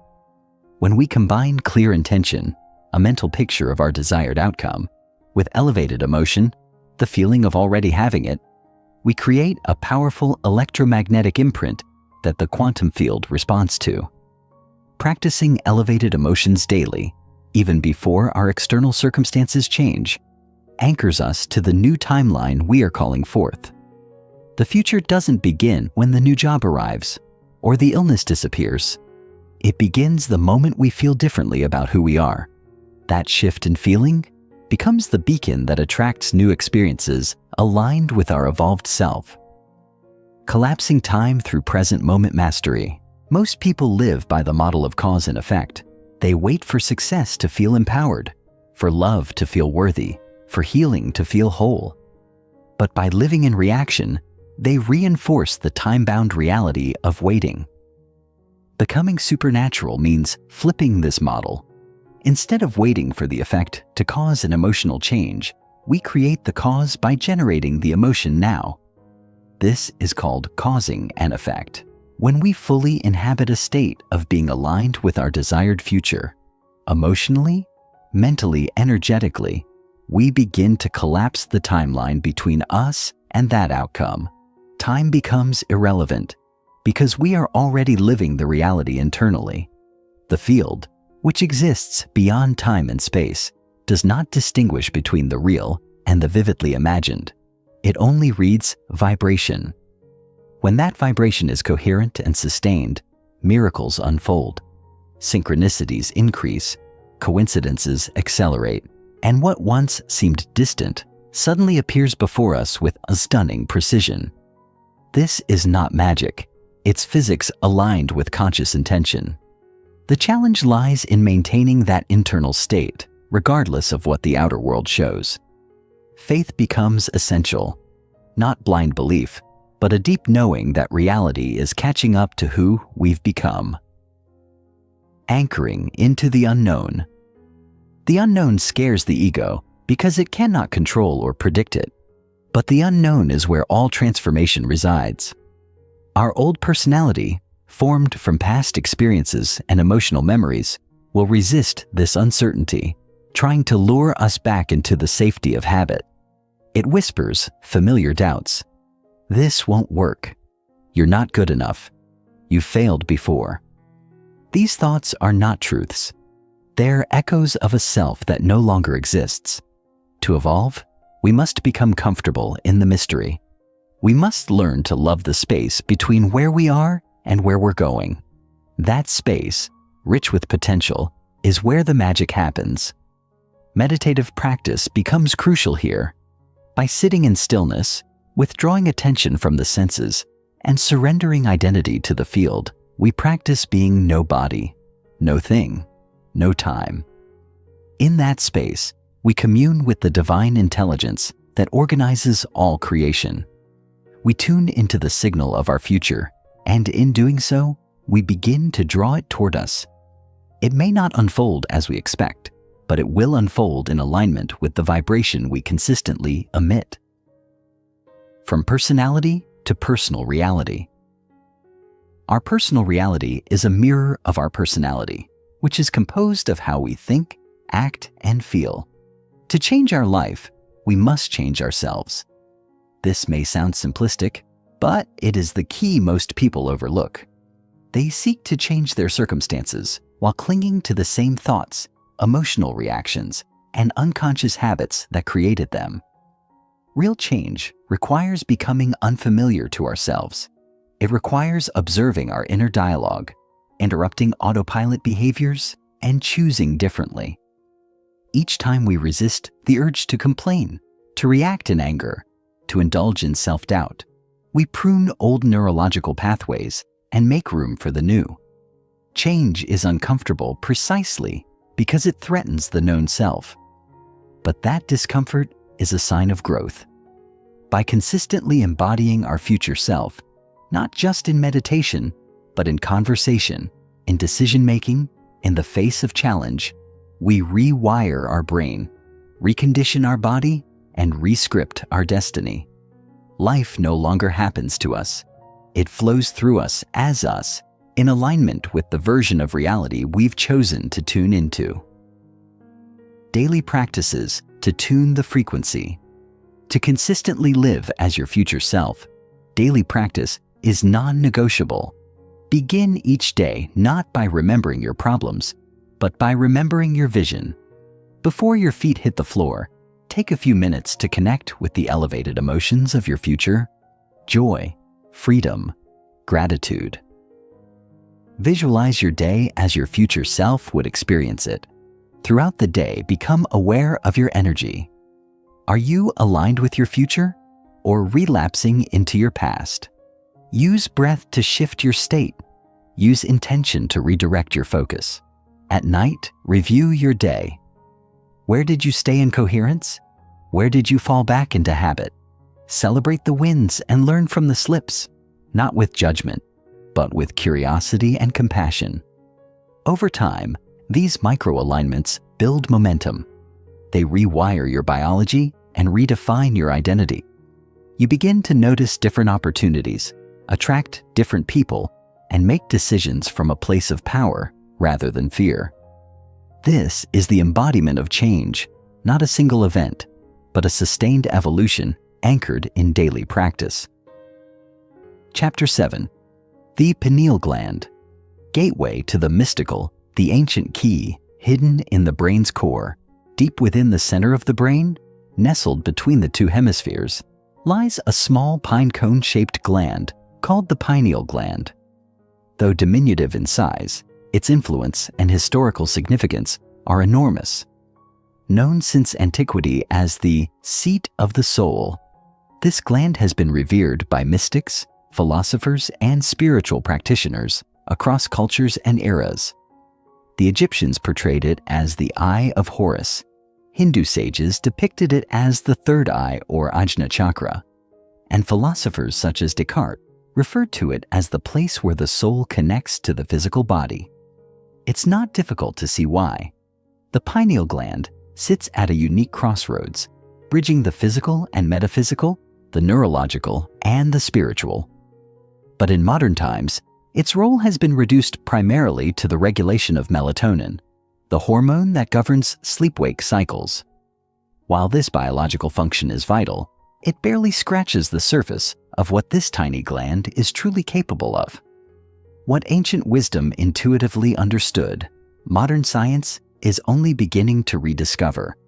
That the pineal gland is not just a regulator of circadian rhythms, but a gateway into higher consciousness. When properly activated, it can serve as an antenna that tunes into frequencies far beyond our ordinary perception. A biological transducer for higher dimensions. From a scientific standpoint, the pineal gland is a photosensitive organ rich in piezoelectric crystals, primarily calcite microcrystals, similar to those found in radio receivers. This means it has the remarkable ability to convert energy from one form into another. Just like a quartz crystal in a watch or a radio oscillator, these crystals in the pineal gland can vibrate when subjected to pressure or electromagnetic stimulation, emitting frequencies in response. This opens the possibility that the pineal gland can act as a transducer between physical signals and higher energetic realities. When we engage in practices like breathwork, focused meditation, or elevated emotional states, we begin to generate pressure in the cerebrospinal fluid, which in turn stimulates the pineal gland. This stimulation activates its piezoelectric properties and causes it to emit coherent electromagnetic signals. But more than just emitting energy, the pineal also receives. It can tune into higher dimensional frequencies that are not visible to the five senses, but are still very real. These include visions, insights, and mystical experiences that transcend ordinary thought. In moments of deep inner stillness, when our brain waves shift into slower, more coherent patterns, the pineal becomes a receiver of light and information from beyond the material world. What we often interpret as flashes of intuition or divine messages may, in fact, be our pineal gland decoding non-ordinary frequencies into meaningful perception. The mechanics of inner alchemy. The activation of the pineal gland is not random. It follows a specific, replicable process rooted in both physiology and energy. It begins with intention, the clear decision to enter the inner world, to transcend the limits of the senses and awaken to a deeper truth. From there, breath becomes the vehicle. By engaging in rhythmic breathing patterns, especially ones that draw cerebrospinal fluid upward along the spine, we create hydraulic pressure that massages the pineal gland from below. Simultaneously, we engage muscles like the perineum and abdomen in subtle contractions that pump this fluid with precision and force. As the fluid moves upward, it passes through the spinal canal and enters the ventricles of the brain, where it bathes and stimulates the pineal. This process also increases electromagnetic activity in the brain, creating a coherent field that facilitates altered states of awareness. With continued practice, this inner alchemy opens the door to profound experiences, spontaneous visions, feelings of cosmic unity, encounters with intelligence or divine presence, and even the perception of being outside time and space. What's fascinating is that these phenomena are not anomalies. They are a natural result of unlocking a dormant capacity within us, one that has always been there, waiting for us to remember how to use it. The pineal gland, when awakened, allows us to peer into the quantum field and experience ourselves as consciousness beyond the confines of flesh. Brainwaves and the tuning of consciousness. Understanding the relationship between brainwaves and pineal activation is essential to grasping how mystical states are accessed. The typical waking state is dominated by beta brainwaves, rapid scattered frequencies associated with stress, decision-making, and sensory overload. In this state, the neocortex is overactive, the body is in survival mode, and the pineal remains largely dormant. But when we close our eyes, slow our breathing, and withdraw attention from the external world, brainwaves begin to shift into alpha, a state of calm, introspective awareness. Deeper meditation leads to even slower waves. Theta, associated with dreamlike imagery and deep subconscious insight. And delta, the frequency of deep sleep and bodily regeneration. Between these states lies a window, the realm of gamma waves, that is particularly associated with mystical experiences. Gamma waves are the fastest frequencies the brain produces and are typically generated during moments of profound compassion, unity, or spiritual awakening. During pineal activation, high-amplitude gamma waves surge through the brain, uniting disparate regions into a harmonized whole. The result is a feeling of oneness, timelessness, and transcendent knowing. These aren't just poetic states. They are measurable neurological events that correspond to the activation of latent faculties within the brain. By cultivating a meditation practice that regularly accesses these states, we train the brain to stay in coherence longer and to more easily enter mystical awareness. Vision beyond sight, the inner screen awakens. One of the most powerful effects of pineal activation is the awakening of the mind's eye. The third eye, as it's often called, refers to the ability to see beyond physical sight, to perceive visions, symbols, and archetypal images that carry deep spiritual meaning. When the pineal is dormant, this screen remains dark, and our perception is limited to the five senses. But when the gland is activated through meditation and coherent energy, the inner screen lights up.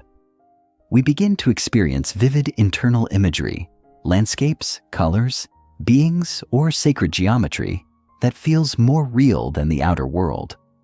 These visions are not hallucinations. They are transmissions from the quantum field, decoded by the pineal into perceptible form. Many report receiving information, teachings, or healing guidance from these inner experiences, often accompanied by a feeling of unconditional love or divine presence. The key is to stay open, curious, and receptive, neither analyzing nor dismissing what appears.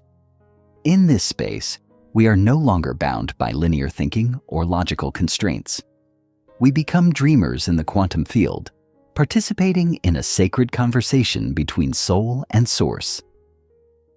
Detoxifying and reawakening the sacred gland. Unfortunately, in our modern world, the pineal gland is often calcified, weakened by a toxic cocktail of environmental pollutants, fluoride, poor nutrition, and chronic stress. This calcification dulls its sensitivity and diminishes our intuitive capacities. But the good news is that it's never too late to rehabilitate the pineal and restore its full potential. The process begins with purification, removing fluoride from drinking water, reducing processed foods, and introducing a nutrient-rich diet high in antioxidants and minerals like iodine and magnesium. Herbs such as blue lotus, gotu kola, and raw cacao have been traditionally used to nourish the pineal, as have practices like sun gazing, done safely at sunrise or sunset, grounding, and rhythmic chanting. Most importantly, cultivating daily meditation, especially one that includes breathwork, sound, and focus on the pineal area, helps restore vibrancy and coherence. Over time, as the pineal clears, we begin to perceive subtle energies more easily. Our dreams become more vivid, our intuition sharpens, and our emotional resilience increases. We feel connected not just to the cosmos, but to the quiet wisdom within. Living from the mystical, the integration of higher states. Experiencing mystical states is not the end. It is the beginning of a new relationship with reality. Once the pineal is activated and the doors of perception are opened, life is never quite the same. But to truly embody the mystical, we must bring it into our daily actions, choices, and relationships. The goal is not to escape the world, but to see it through new eyes. With the pineal awakened, we begin to perceive synchronicities with greater clarity, feel the presence of the divine in everyday moments, and trust our inner guidance with a newfound certainty. Compassion deepens, ego softens, and creativity expands. We become more aligned with our purpose, not because someone told us what it is, but because we feel it echoing from the core of our being. And in this space, fear begins to dissolve. We understand that we are part of something vast and intelligent, a field that supports our growth, our healing, and our evolution. The mystical, then, is not a weekend retreat or a one-time vision. It is a way of living, of being, of creating from the space beyond form. The pineal gland becomes not just a key to personal transformation, but a doorway to a collective awakening where we recognize ourselves in each other and in the infinite. Chapter 8. Heart Intelligence, the Electromagnetic Signature of Emotion.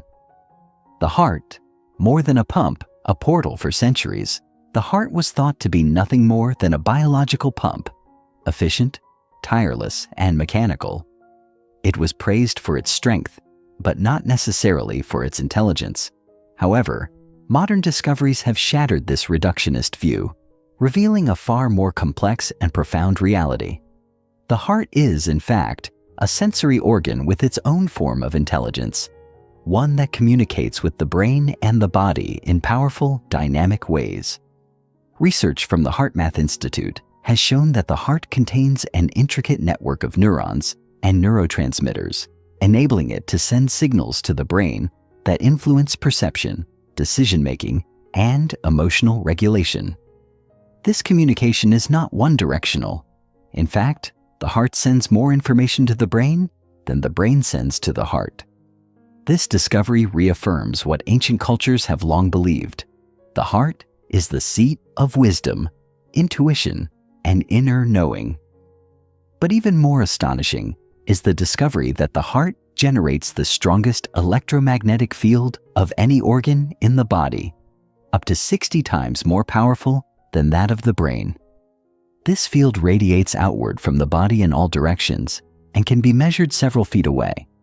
It is constantly broadcasting the energetic signature of our emotional state, influencing not only our biology, but the environment and people around us. Coherence, the language of harmony. In a world saturated with noise, speed, and fragmentation, coherence stands out as a harmonizing force.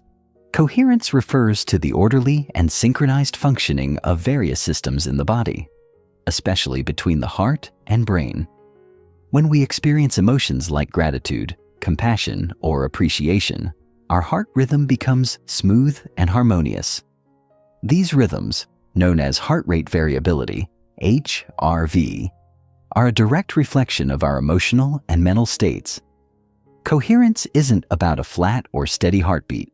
It's about a rhythmic ebb and flow, a wave-like pattern that indicates balance and integration. This state has profound effects on our physiology. Cortisol levels decrease, immune function improves, and cognitive clarity increases. In contrast, emotions like anger, fear, or anxiety create jagged, erratic heart rhythms that disrupt communication between the brain and heart, leading to stress, confusion, and disconnection.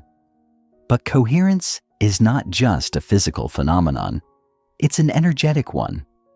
When our heart enters a state of coherence, its electromagnetic field becomes more organized, broadcasting a signal of stability and alignment into the quantum field. In this state, we become magnetic to possibilities that match the energy of love, unity, and trust. Practicing heart coherence regularly allows us to tune our body systems into resonance with higher order and intelligence, changing not just how we feel, but how reality responds to us. Emotions as frequencies. Tuning the human antenna. Every emotion we feel emits a frequency, much like a musical note. Joy, gratitude, and love are high-frequency states, while guilt, shame, and fear vibrate at lower frequencies. These emotional frequencies are not confined to our bodies. They radiate outward through our heart's electromagnetic field, interacting with the quantum field and influencing what we draw into our lives. When we maintain high-frequency emotions consistently, we become like tuning forks for experiences that match our energetic state. Our reality begins to shift, not through force or willpower, but through resonance. This is why emotional mastery is essential in the process of becoming supernatural. It's not enough to think positively while feeling unworthy or afraid. The quantum field responds to the signal of the heart more than the thoughts of the mind. Coherence between thought and emotion is the key to manifestation. When we align elevated emotions with clear intentions, we create a powerful broadcast signal that magnetizes new outcomes. The heart becomes the amplifier for the brain's vision, and the two together form a coherent signal that the field cannot ignore. By learning to regulate our emotions, not by suppressing them, but by observing and choosing them consciously, we take control of the energy we emit, and therefore, the experiences we attract. Heart-brain synchronization, wiring a new reality. The bridge between heart and brain is built through practice. The two primary methods are breath and awareness. By slowing our breathing and focusing attention on the area around the heart, we initiate a shift in our physiology. This conscious focus causes the vagus nerve to activate, signaling safety and calm to the body. Within moments, the heart rhythm begins to smooth out and coherence takes hold. As this happens, the brain receives signals of harmony and begins to mirror the pattern of the heart. The result is a feedback loop of coherence, a synergy that improves decision-making, creativity, and emotional resilience. In this state, the prefrontal cortex, the seat of higher reasoning, becomes more active, while the limbic system, responsible for fear and emotional reactivity, quietly steps back. We become less reactive, more centered, and more capable of choosing how to respond rather than being swept away by impulse. Regular practice of heart-brain coherence rewires neural pathways, strengthening the networks responsible for empathy, compassion, and inner stability. Over time, this new wiring becomes our baseline, and our identity shifts from one of survival to one of creation. We begin to experience life not as something happening to us, but as something we are actively shaping with our energy and awareness. The heart as a magnet, attracting through emotion. There is a direct relationship between emotional energy and the outcomes we experience in our lives. This is not magical thinking. It is quantum physics. The electromagnetic field generated by the heart acts as a signal that the quantum field interprets and responds to. When this signal is infused with elevated emotions and clear intention, it becomes coherent and focused, much like a laser. A scattered, incoherent signal driven by doubt or conflicting emotions produces unpredictable or delayed results. But a coherent, unified signal broadcasts a strong message to the field. This is who I am, and this is what I'm creating. As we consistently generate this signal, the field begins to organize experiences, people, and synchronicities that match it. Life begins to unfold in seemingly miraculous ways, not because we've manipulated it, but because we've aligned with it. This is the heart of manifestation, the union of elevated emotion and clear vision. radiated into the field through a coherent heart. The heart becomes the engine of creation, generating the emotional energy that fuels our future. And because this energy is measurable and magnetic, it affects not only our own reality, but the realities of those around us. We uplift environments simply by being coherent. This is the true power of living from the heart, not just personal transformation, but collective evolution. Training the heart, practices of coherence. Cultivating heart coherence is both art and science, and it begins with a few simple, powerful practices. The first step is heart-focused breathing. This involves slowing the breath to a rhythmic cycle, typically 5 seconds in, 5 seconds out, while placing attention on the heart. As we do this, we anchor our awareness in the present moment and create the physiological conditions for coherence. The next step is generating an elevated emotion: gratitude, compassion, love, or appreciation. These emotions are not random. They are the natural language of the heart. As we feel these emotions deeply and sincerely, the heart's rhythm becomes more coherent and its electromagnetic field expands. Over time, we can layer these emotions with intention, imagining a desired outcome or future reality while maintaining the feeling of gratitude or love. This practice trains the body to experience the future in the present moment, priming it for the manifestation of that future. We become, in essence, the cause of our future, rather than the effect of our past.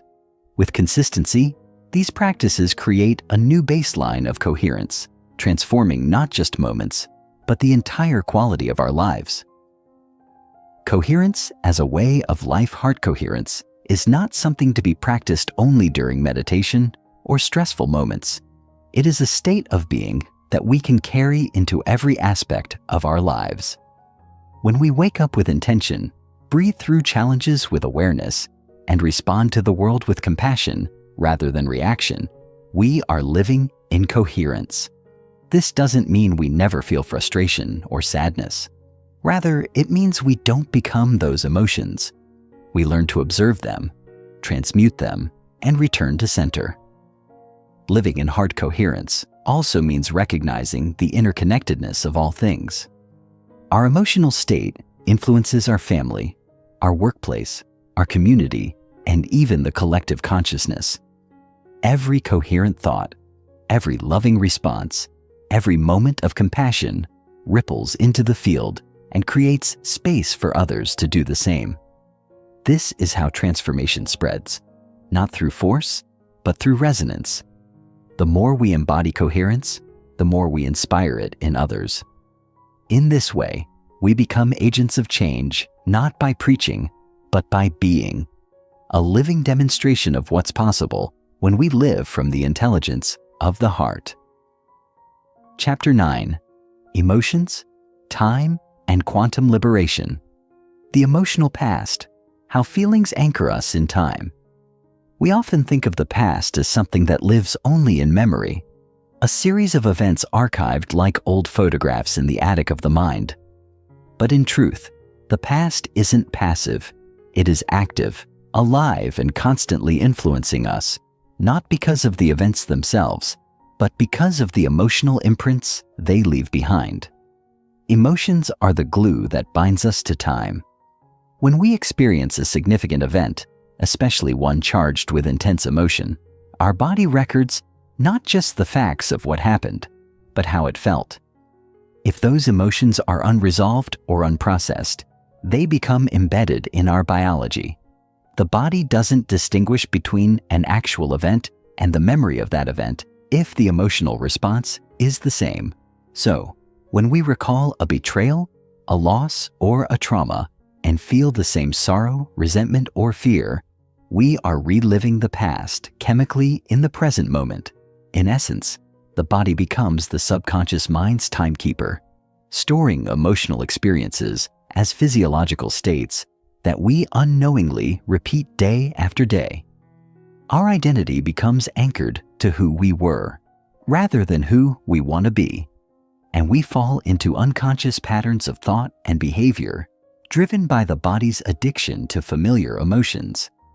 Without even realizing it, we begin each new day emotionally tethered to a yesterday that is no longer here. The habitual self, when the body becomes the mind.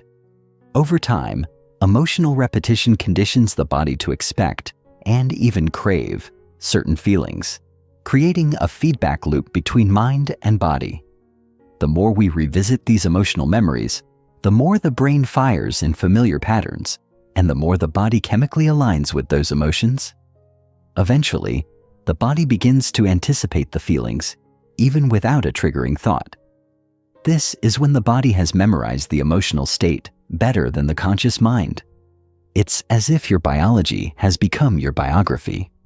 You might say, "I want to change," but if your body wakes up every morning expecting the same emotional cocktail of stress, worry, guilt, or sadness, then your intentions are overpowered by the body's need for emotional consistency.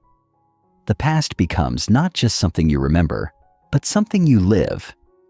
And because the quantum field responds not to what we want, but to who we are being, we end up creating a future that looks very much like the past. Our thoughts may be reaching forward, but our emotions are reaching backward. And it is the emotion that holds the energetic signature. This internal misalignment keeps us in a predictable timeline, a life looped around the gravitational pull of unresolved emotion. Until we address the emotional conditioning of the body, we remain imprisoned by our personal history. Time as an emotion, why the future never arrives. We often speak of time as a linear sequence, past, present, and future. But in the quantum model, time is not fixed. It is fluid, multidimensional, and nonlinear. What we call the future is not a place we go. It is a potential we pull toward us based on the energy we emit, and our energy is most heavily influenced by emotion. If we carry the same emotional signature day after day, anchored in the feelings of past experiences, then we are energetically aligned with a timeline that mirrors those emotions. We may say we desire abundance, but if our dominant emotional state is fear of lack, we are aligning with a future of scarcity. We may visualize love, but if we feel unworthy or mistrustful, we are attuned to timelines where love cannot land. In this way, time becomes an emotional dimension. Our future is determined not by what we imagine, but by what we feel most consistently. The challenge is that most people try to create new outcomes while dragging the baggage of the old self along with them. They attempt to step into a new timeline with the emotional frequency of the past, and then wonder why nothing changes. To truly shift timelines, we must first shift emotions. We must liberate the body from the biochemical patterns of the past and teach it how to feel the future. Now, breaking the habit of being yourself. This is the heart of transformation, becoming no one, going nowhere, doing nothing, and in that space, becoming infinite. When we sit in meditation and begin the inner work of change, we are stepping out of time. We are saying, I will no longer allow the memory of who I have been to dictate who I am becoming. But this is not a mental exercise. It is an emotional one. The body, conditioned to past emotional states, will resist. It will cry out for the familiar chemical cocktails it associates with safety and identity. It will create thoughts of urgency, boredom, restlessness, and self-doubt, not because these thoughts are true, but because the body is addicted to the emotions they create. And so, the work begins. To sit in presence, to observe these urges without reacting, and to gently remind the body that it is safe in the unknown. Over time, as the mind and body return to balance, something extraordinary begins to happen. The old self loses its grip. The identity built around survival, reaction, and emotional dependency begins to dissolve. In its place arises the quantum self, undefined, unlimited, and unattached to time. This is the sacred space of creation. It is here, In this timeless state of being, that new futures become accessible. The less we identify with the past, the more available we become to possibilities that have never been before. Emotional alchemy, transmuting the past. To evolve, we must learn to alchemize our emotions, to transform dense, limiting feelings into elevated, liberating ones. This is not about denial or suppression. It is about transmutation. When we bring awareness to a recurring emotional pattern, say, a deep sadness rooted in abandonment, we create a space between stimulus and response. In that space, we can choose a new emotion, not by pretending the old one doesn't exist, but by introducing a higher frequency into the field. For example, we can begin to overlay the sadness with compassion for ourselves, appreciation for our resilience, or gratitude for the lesson embedded in the experience. As we practice this emotional replacement, the body begins to adapt. New neural pathways form. New chemicals are released. The emotional imprint of the past weakens, and a new emotional signature takes its place. Over time, the memory of the past remains, but its emotional charge is gone. It no longer anchors us to a previous timeline, and we are free to align with new futures. This process requires courage, consistency, and a deep willingness to feel, to truly sit with what is without judgment until it reveals what it's ready to become. It is not easy, but it is sacred work. In doing it, we reclaim our energy from the past and invest it in the life we are consciously creating. Living beyond time, presence as power. The present moment is the portal to all possibilities. When we bring our full awareness to now, not mentally but emotionally, we step outside the construct of linear time. We disconnect from the pull of yesterday and the projection of tomorrow and enter a space where creation is immediate and potent. In this state, we no longer rely on external circumstances to dictate how we feel. Instead, we generate the emotion of the future we desire and allow that emotion to define the now. This is how we collapse time, by experiencing the feeling of the future before it arrives. The quantum field does not differentiate between a memory and a vision, only between incoherence and coherence. When our internal state becomes so coherent, so attuned to the vibration of what we seek, we draw it to us as if by gravity. This is not metaphysical poetry. It is measurable science. It is a shift from cause and effect to causing and effect. From waiting for change to becoming the change. In this state of empowered presence, we become sovereign creators of our timeline. The past no longer pulls us. The future no longer intimidates us. We live as the unified field of possibility embodied, and from this place, anything can unfold. Chapter 10. Aligning with the Divine, Tuning into Universal Intelligence. The field beyond the self, recognizing the intelligence of the whole. There comes a point in the journey of self-transformation when one begins to realize that the forces shaping reality extend far beyond personal willpower, intellect, or psychological effort. This is the moment where the personal self meets the universal self, and we begin to sense a field of intelligence that operates beyond what the ego can comprehend. Modern science has started to echo what ancient mystics and sages have long proclaimed, that the universe is not a machine, cold and indifferent, but an intelligent, interconnected web where consciousness plays a central role in the unfolding of matter and experience. This field, what we might call the quantum field, divine intelligence, or source consciousness, responds not to the words we speak, but to the vibration we emit. When we step into coherence, emotionally and energetically, we are not merely aligning with a future, we are syncing up with an intelligence that orchestrates the dance of creation itself. This is the intelligence that gives birth to stars, guides the migration of birds, and beats your heart without you thinking about it. To tune into it is not to abandon personal growth, but to transcend the limited self and partner with a higher power that already knows how to get you where your soul longs to go. The frequency of trust, moving beyond control. Most people approach change through control. They make lists, set goals, chart timelines, and push themselves through mental effort and physical action. While these tools can be useful, they are rooted in the Newtonian model of reality, a reality where matter moves matter, where change takes time and effort. But the quantum model operates differently. In the quantum realm, reality responds to frequency. The more coherent your inner state, the more aligned you become with the rhythms of this universal intelligence. However, coherence cannot be forced. It must be cultivated through trust. And trust, for many, is the most radical act of all.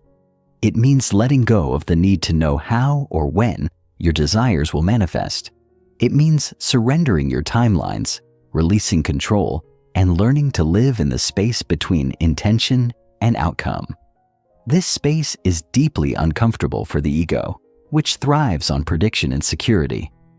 But it is in this very discomfort that transformation occurs.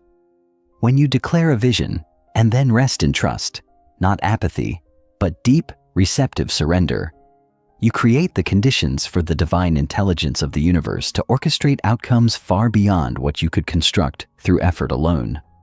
This is not passivity. It is conscious collaboration.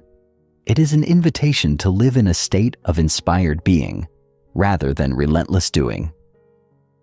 Invoking the sacred, creating with elevated emotions. If thought is the electrical signal we send out into the field, then emotion is the magnetic force that draws experiences back to us.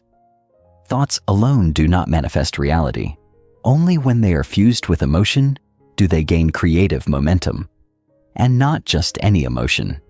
To connect with divine intelligence, we must elevate our emotional state beyond the mundane frequencies of fear, doubt, and frustration. We must invoke gratitude, love, joy, inspiration, and reverence, emotions that carry the signature of wholeness and expansion. These are not just feel-good states. They are spiritual technologies that alter the energetic imprint we send into the field. When you sit in stillness and flood your body with the feeling of love for life, even before life gives you a reason to feel it, you are no longer reacting to the conditions of your past. You are generating a future. You are becoming a new signal. And the divine intelligence that permeates the quantum field recognizes this signal because it is born of the same frequency.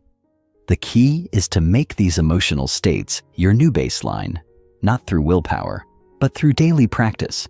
As you condition your body to feel these elevated emotions consistently, you create a new internal environment that invites new external outcomes. Over time, life begins to reflect your inner coherence with synchronicities, opportunities, and manifestations that feel orchestrated by something far greater than coincidence. Surrender and selection, the paradox of choice. One of the great paradoxes of spiritual creation is that you must both choose and surrender.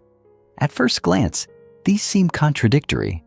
How can you have a clear intention while simultaneously letting go of the outcome? The answer lies in understanding the distinction between desire and attachment. When you declare a vision, whether it's healing your body, attracting a new relationship, or expanding your life's purpose, you are selecting a possibility from the quantum field.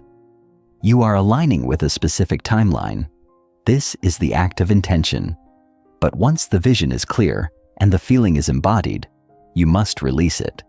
You must resist the urge to constantly check if it's working or to micromanage the unfolding. Attachment clings to form. Trust allows flow. Surrender is not the absence of desire. It is the absence of desperation. It is a deep knowing that once your signal is coherent and your vibration consistent, the quantum field is already responding. The divine intelligence does not operate on human deadlines or calendars. It works through resonance. And sometimes, what you think you want is only a stepping stone to something far greater that your limited perspective cannot yet perceive. When you learn to hold your vision with reverence, and your outcome with openness. You begin to dance with creation rather than wrestle it into submission. This is the sweet spot where miracles happen. The daily dialogue, communing with the field, living in alignment with divine intelligence, is not a one-time decision. It is a daily practice. Just as relationships require time, attention, and communication to thrive, so does your connection with the quantum field. The difference is that this relationship begins within. Each time you sit in stillness, enter the space of no time, and connect with elevated emotions, you are communing with the field. You are not just meditating, you are having a conversation with the mind of the universe. And the universe is always listening, always responding, not to your words, but to your frequency. This is why consistency is more important than intensity. It is better to connect for 10 minutes each day with full presence than to meditate for an hour once a week in distraction. Over time, you will begin to notice that the field speaks back, not in language, but in intuition, signs, synchronicities, and gentle nudges. You'll feel guided, not pushed, aligned, not driven. You'll find yourself in the right place at the right time, not through planning, but through presence. The more you show up for this daily dialogue, the more the line between you and the field begins to blur. You stop seeing divine intelligence as something separate from you and begin to experience it as something you are, always have been, and always will be. The signature of the soul, becoming a living prayer. Ultimately, the journey of aligning with divine intelligence leads to a profound realization. You are not just a fragment of this vast universal mind. You are an expression of it. Your life is not a problem to be solved, but a canvas for consciousness to experience itself. Every time you transcend your limited identity, every time you choose love over fear, trust over control, coherence over chaos, you are allowing the universe to know itself through you. This is what it means to become a living prayer. Not someone who begs the divine for change, but someone who embodies the change they seek. Someone who walks through the world as an open channel for grace, radiating an energy so coherent that it elevates everyone they encounter. This is not about perfection. It is about presence, about being so grounded in your connection to the divine that your very being becomes a transmission. When you live this way, you stop chasing miracles and start becoming one. And the beautiful irony is, the more you embody this truth, the more effortlessly life begins to flow. Opportunities appear, healing accelerates, relationships deepen.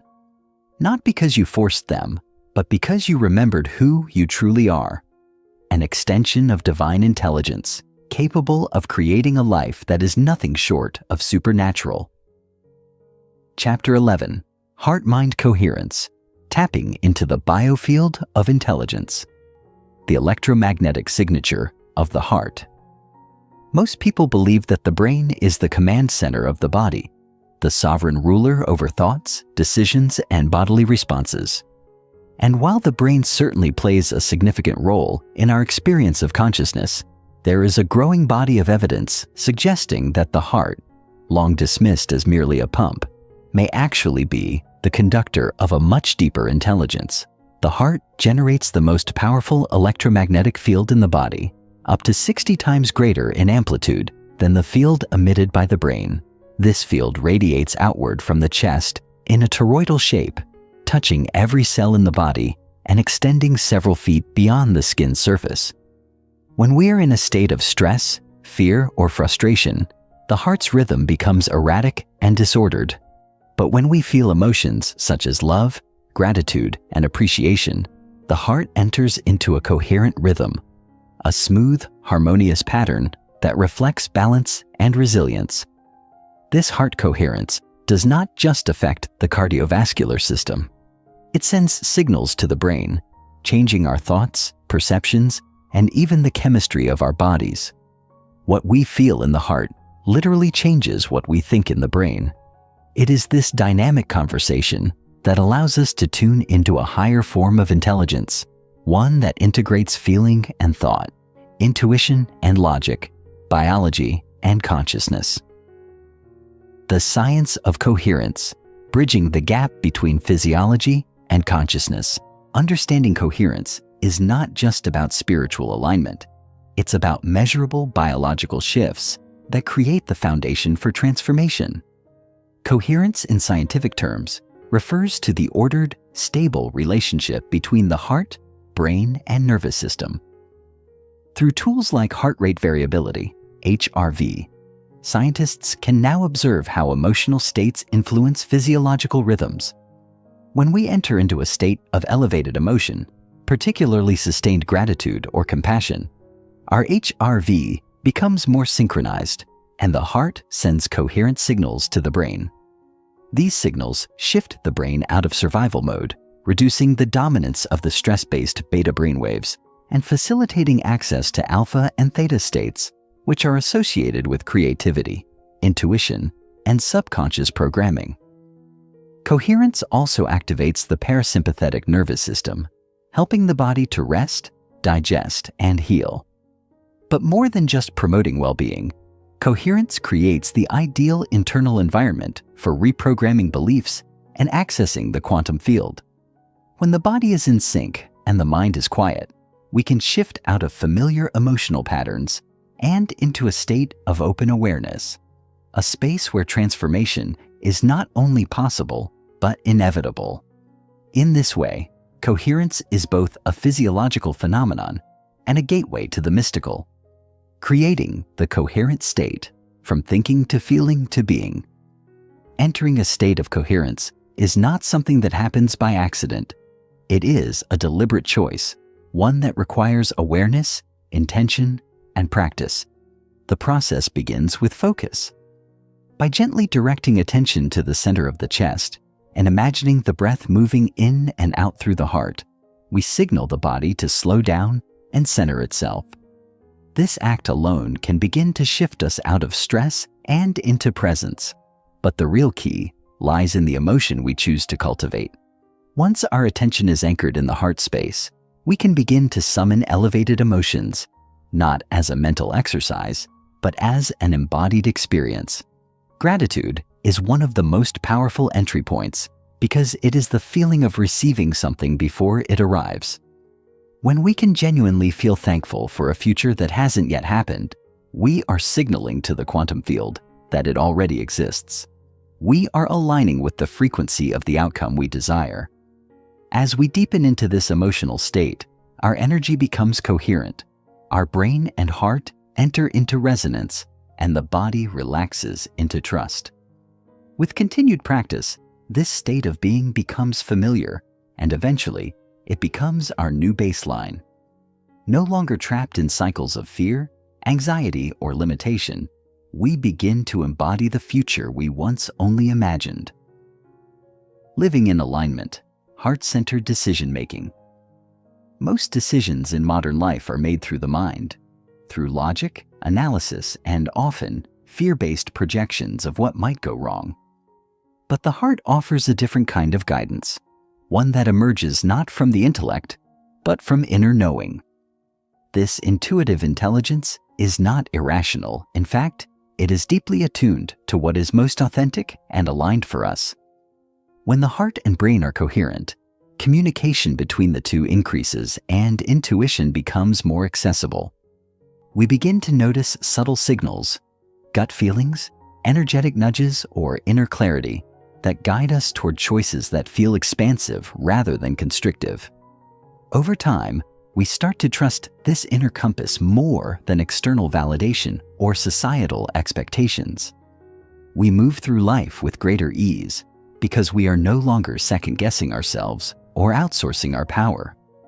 We become more emotionally intelligent, responding rather than reacting, and cultivating relationships rooted in empathy and resonance. When our inner state is coherent, the world around us begins to reflect that order. We attract opportunities that match our vibrational signature and create experiences that align with our highest potential. This is not magic. It is resonance. And when we live in coherence, we are no longer pushing against life. We are flowing with the deeper current of who we are meant to be. The global heart, the collective power of coherence. While heart coherence transforms the individual, its impact does not end there. Because the heart emits an electromagnetic field that extends beyond the body, our emotional states affect not only ourselves, but those around us. When a person enters a state of sustained coherence, their field becomes a tuning fork for others, influencing the environment in ways that are often subtle but profound. Studies conducted by the HeartMath Institute suggest that when groups of people come together to cultivate coherence, especially with shared intention, their collective energy can influence larger fields. In some experiments, coherent group meditation has been linked to reductions in crime rates, increased social harmony, and even shifts in planetary magnetic fields. This points to a stunning possibility that we are not separate beings, isolated in our individual minds, but nodes in a vast web of interconnected energy. When we raise our own coherence, we contribute to the coherence of the whole. In this sense, personal transformation is not a selfish act. It is a gift to the collective. As more people awaken to this truth, we begin to see the emergence of a new kind of humanity, one that is not driven by fear or separation, but by love, unity, and resonance. Each heartbeat, each moment of gratitude, each breath of intention contributes to the birth of this new world. Coherence as a daily practice. Sustaining the signal. Awakening heart coherence is not about achieving a one-time mystical experience. It is about building a sustainable lifestyle rooted in presence and intention. This means making coherence a daily ritual, something as habitual as brushing your teeth or checking your phone. Even just 5 to 10 minutes a day of heart-focused breathing and elevated emotion can create measurable shifts in your biology and energy. Over time, you will begin to notice that you are less reactive, more centered, and more in tune with the flow of life. Challenges still arise, but they do not knock you off course as easily because your nervous system has been trained in resilience. Your body begins to trust you again, and your energy becomes more magnetic. And as your baseline state becomes more coherent, your manifestations accelerate. Not because you are forcing outcomes, but because you are becoming a vibrational match for what you seek. This is the paradox. The more you focus on your inner state, the more the outer world aligns. Eventually, coherence is no longer something you do. It becomes who you are, a state of being that radiates through every interaction, every intention, and every cell of your body. And in that state, you no longer chase transformation. You become the field in which transformation naturally unfolds. Chapter 12. Rewriting the Past, Rewiring the Brain, the Science of Emotional Liberation, the Power of Emotional Memory. The concept of emotional memory is at the core of understanding how we carry the past into our present moment. Every experience we have, every encounter, every emotional reaction to an event leaves an imprint on the brain, body, and energy field. These emotional memories are not just recollections of what has happened. They are the energetic blueprints that shape how we interact with the world and how the world responds to us. Over time, these emotional patterns become entrenched in the subconscious, forming habits, behaviors, and even physical conditions. The brain's neuroplasticity, the ability to change and reorganize itself, means that these patterns are not fixed. They can be rewired. However, rewiring the brain requires us to confront the emotional memories that hold us in a repetitive cycle of stress, fear, and limitation. When we bring these emotional memories to the surface with awareness and intention, we can begin to dissolve their hold over us, creating space for new possibilities to emerge. This is the process of emotional liberation, taking ownership of the memories that have shaped us, transforming them from wounds into wisdom, and allowing the brain to reorganize and adapt to a new story. The brain and its emotional wiring. The brain is not merely a processing center for thoughts. It is a deeply emotional organ that responds to experience in a way that influences not only our psychology, but also our physiology. When we experience intense emotions, the brain releases neurochemicals, dopamine, serotonin, cortisol, and adrenaline that influence how we think, feel, and even move. If you've ever felt your heart race when stressed or experienced a sudden rush of joy when something wonderful happens, you've felt these chemicals in action. But here's the catch. These chemicals don't just disappear. The brain and body form a loop, a cycle of emotion and response that reinforces itself over time. This emotional circuitry becomes so ingrained that we often act from unconscious emotional memory rather than conscious intention. For instance, when we experience a traumatic event, the brain tags that memory with strong emotional markers, fear, sadness, anger, and stores it in our neural network. Each time a similar event occurs, the brain automatically pulls from that memory, triggering the same emotional responses. This emotional programming governs not only how we react to external events, but also how we see ourselves, others, and the world. The good news is that this wiring is not set in stone. Through conscious effort, we can retrain the brain, reprogramming it to respond differently to past events and present triggers. The key is not to suppress or ignore the past, but to consciously rewrite the narrative that underlies it. The role of the subconscious in emotional healing. Much of the emotional baggage we carry is stored in the subconscious mind, which controls approximately 95% of our daily thoughts, behaviors, and actions. The subconscious mind is a repository of past experiences, beliefs, and emotions that we often aren't aware of, but that continue to influence our lives. If you've ever found yourself reacting to a situation in a way that seems disproportionate or irrational, it is often because your subconscious mind is pulling from past emotional memories that you've long since forgotten. These emotional residues, stored in the subconscious, shape our present reality by dictating how we respond to new experiences. When we revisit these emotional memories with awareness, we are able to release the charge they hold over us. This is not about reliving the pain, but about revisiting the emotions attached to those experiences in order to free them. Once we bring these emotions into conscious awareness, we can begin to consciously choose how we want to respond to them, rather than letting them unconsciously dictate our behavior. This process of bringing unconscious emotional memories into conscious awareness is the first step in rewiring the brain. It allows us to release the old programming and create new pathways that are aligned with who we truly are and who we are becoming.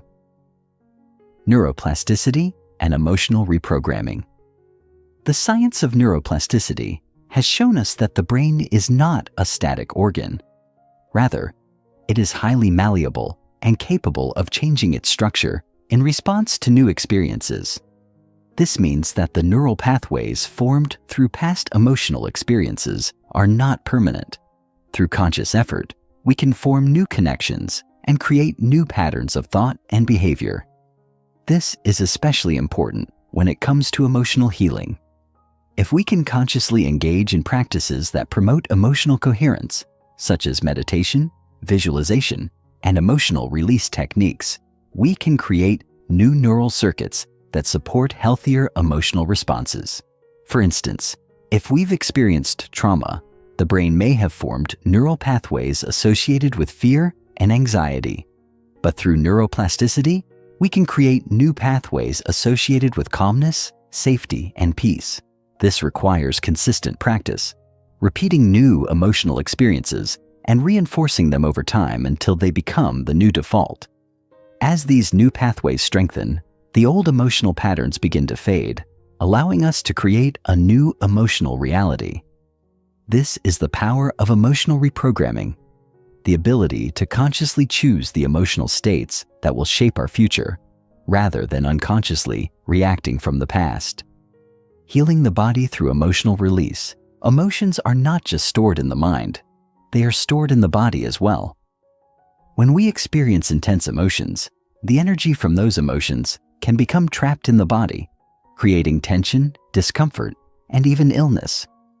This is why emotional healing is often a somatic process, a process that involves releasing the physical tension and energy that are tied to our emotional experiences.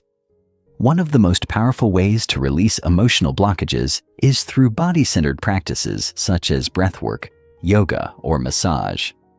These practices help to release the stored emotional energy in the body, allowing it to be processed and released.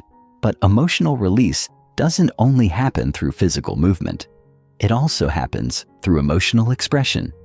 Crying, laughing, or even screaming can be powerful ways to release trapped emotions. In addition to releasing tension, emotional expression helps to integrate the emotions into our conscious awareness, allowing us to heal on a deeper level.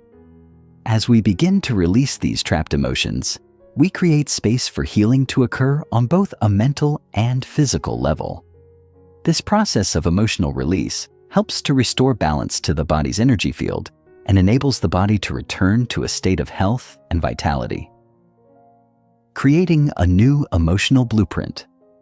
Once we have begun the process of emotional liberation, by bringing unconscious memories into awareness, rewiring the brain, and releasing trapped emotions, we are ready to create a new emotional blueprint.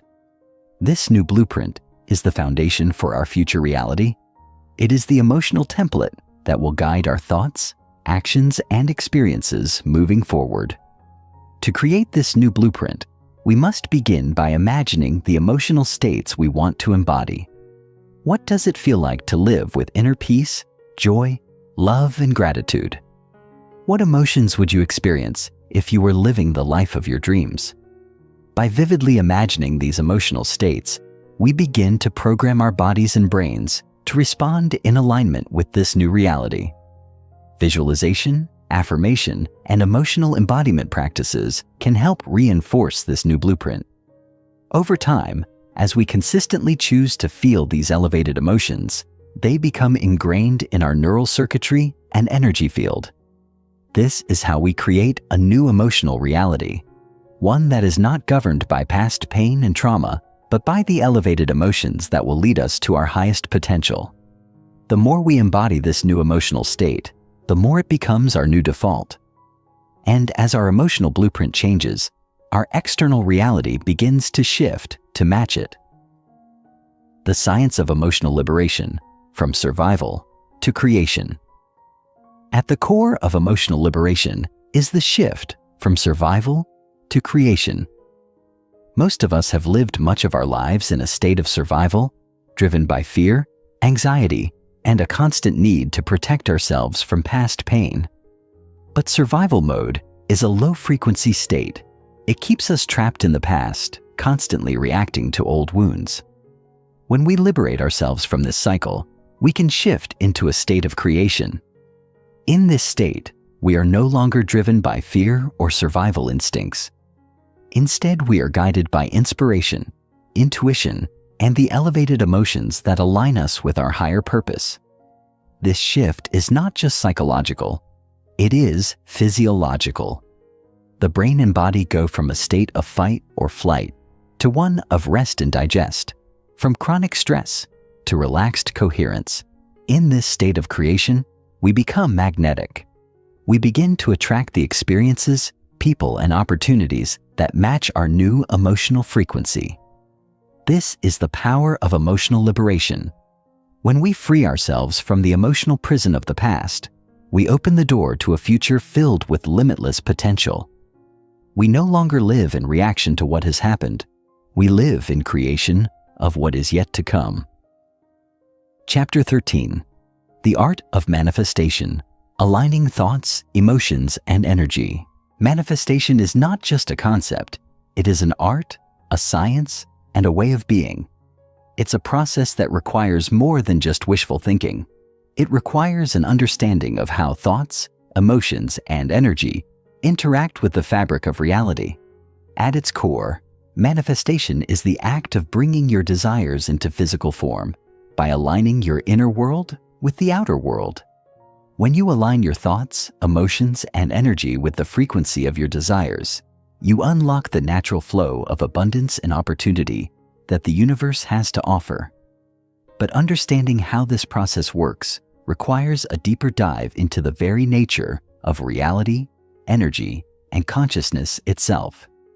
To begin, we must first understand the role that energy plays in the manifestation process, as everything in existence, from the most microscopic particle to the vastest cosmic structure, is composed of energy vibrating at different frequencies. Our thoughts, emotions, and energy are no exception. When we align ourselves with the frequency of what we want to manifest, we send out a signal to the universe that matches that frequency, attracting the circumstances, people, and experiences that vibrate at the same rate. The frequency of thought and emotion. Every thought we have, whether conscious or unconscious, carries a certain frequency. This frequency is not just a theoretical concept. It is a real, measurable wave of energy that affects our reality.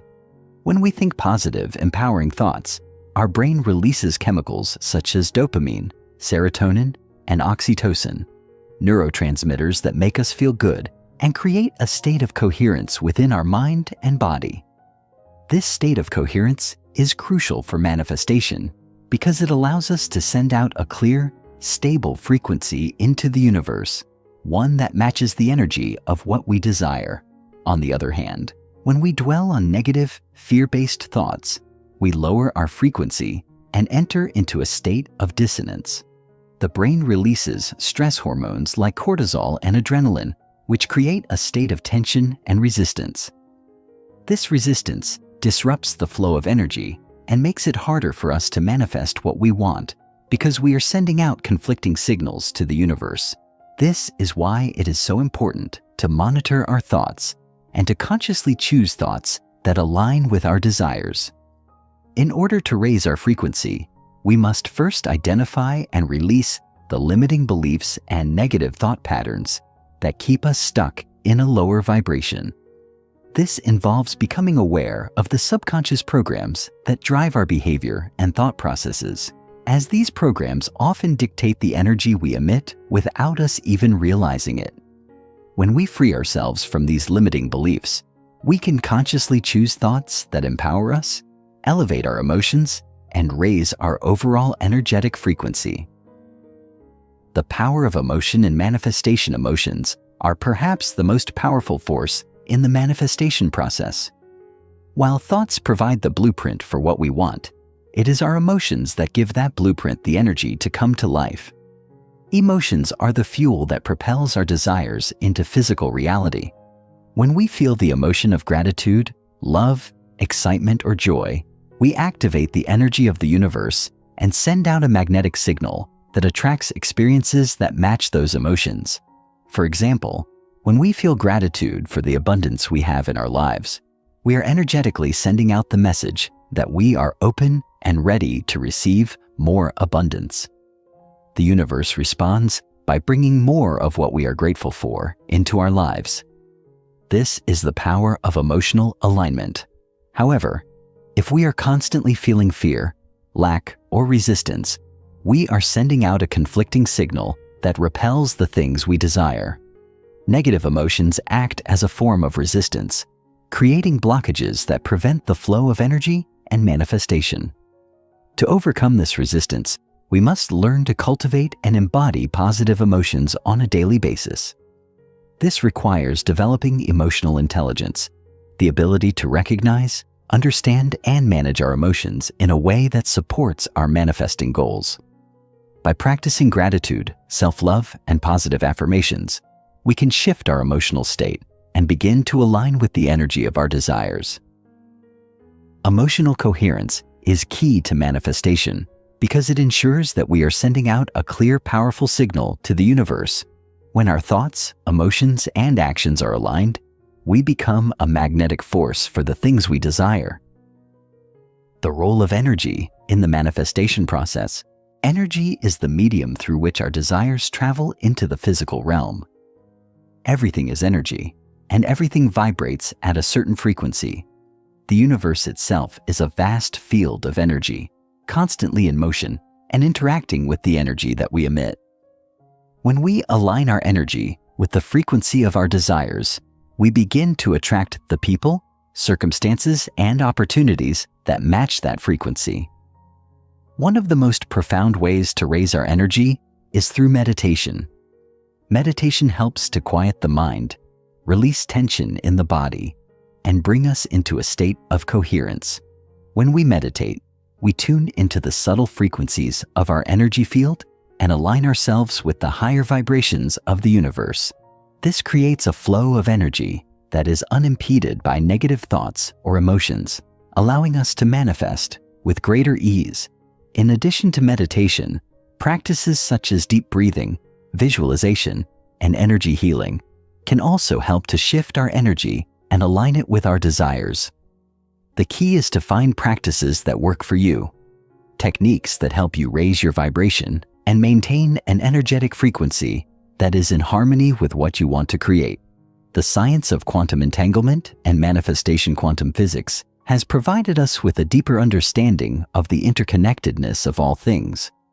One of the most fascinating concepts in quantum physics is quantum entanglement, the idea that particles, no matter how far apart they are, can be instantly connected and influence each other's behavior. This concept has profound implications for manifestation. It suggests that our thoughts and emotions are not isolated events, but are deeply interconnected with the fabric of reality. When we align our thoughts and emotions with our desires, we are essentially entangling ourselves with the very energy of those desires. This means that the universe responds to our energetic state by bringing us into alignment with what we want to create. The process of manifestation is, in many ways, a quantum phenomenon. It's about creating a resonance between your energy and the energy of the universe. When this resonance is strong enough, the energy of your desires begins to materialize in your reality. Understanding the science of quantum entanglement can help you realize that you are not separate from the universe, but rather an integral part of it. You have the power to influence the energy around you by consciously aligning your thoughts, emotions, and energy with your desires. The power of visualization and emotional alignment. Visualization is a powerful tool for manifestation because it allows you to create a vivid mental image of your desires. When you visualize your goals, you are engaging both the conscious and subconscious mind, sending out a powerful signal to the universe. But visualization is not just about seeing the end result, it's about feeling the emotion of having already achieved that result. The more you can connect emotionally with the vision of your desires, the more powerful your manifestation will be. For example, if you are visualizing abundance, feel the joy, excitement, and gratitude as if you already have everything you need. This emotional connection amplifies the energy of your visualization and increases the likelihood of its manifestation. By aligning your thoughts, emotions, and energy with your desires, you create a powerful magnetic force that attracts what you want. The key is to practice visualization regularly and to make it a part of your daily routine.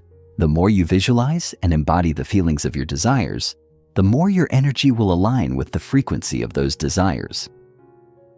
The law of attraction and its role in manifestation. The law of attraction is often described as the universal law that governs manifestation. It states that like attracts like, meaning that the energy you emit will attract experiences that match that energy. When you align your thoughts, emotions, and energy with your desires, you are essentially sending out a signal that draws those desires into your reality. However, the law of attraction is not a passive process. It requires active participation. You must not only think positively and feel good, but you must also take inspired action towards your goals. Manifestation is not about sitting back and waiting for things to happen. It's about co-creating with the universe. By aligning your energy, you are opening the door for the universe to bring the right people, opportunities, and circumstances into your life. But you must also be willing to step through that door when it opens. Taking inspired action means trusting your intuition and following the guidance you receive from within. As you take steps towards your desires, the universe will support you by bringing the right people and circumstances into your life. Trusting the process and letting go. To master the art of creation, you must operate from a place of conscious creation. This means being fully present in every moment and choosing your thoughts, emotions, and actions deliberately. Conscious creation involves a deep awareness of how your energy is being directed and how it impacts the world around you. It's not about forcing things into existence or trying to manipulate circumstances. Rather, it's about aligning with the flow of universal energy and allowing it to work through you. One of the key aspects of conscious creation is the ability to stay in the present moment. Most people are caught up in the past or future, either ruminating on past experiences or worrying about what's to come. This constant mental chatter keeps them disconnected from the present moment, where true creation occurs. The present moment is where all possibilities exist, and it is the space in which you can consciously direct your energy to create the future you desire. When you are fully present, you tap into the infinite potential of the now. In this state, you can choose your thoughts and actions in alignment with your desires. This requires you to be mindful of your inner dialogue and your emotional state. For instance, if you desire to manifest a new career, but your thoughts are focused on past failures or fears of the future, you are unintentionally creating resistance.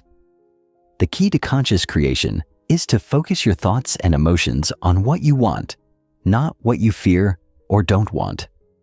By consciously choosing thoughts that align with your desires, you are actively shaping your future. The role of intuition in creation. Intuition plays a vital role in the art of creation. It is the inner guidance system that helps you navigate the path of your desires. Your intuition is your connection to the divine intelligence of the universe, the part of you that knows exactly what is needed to create your highest good. Learning to trust and follow your intuition is an essential aspect of mastering creation.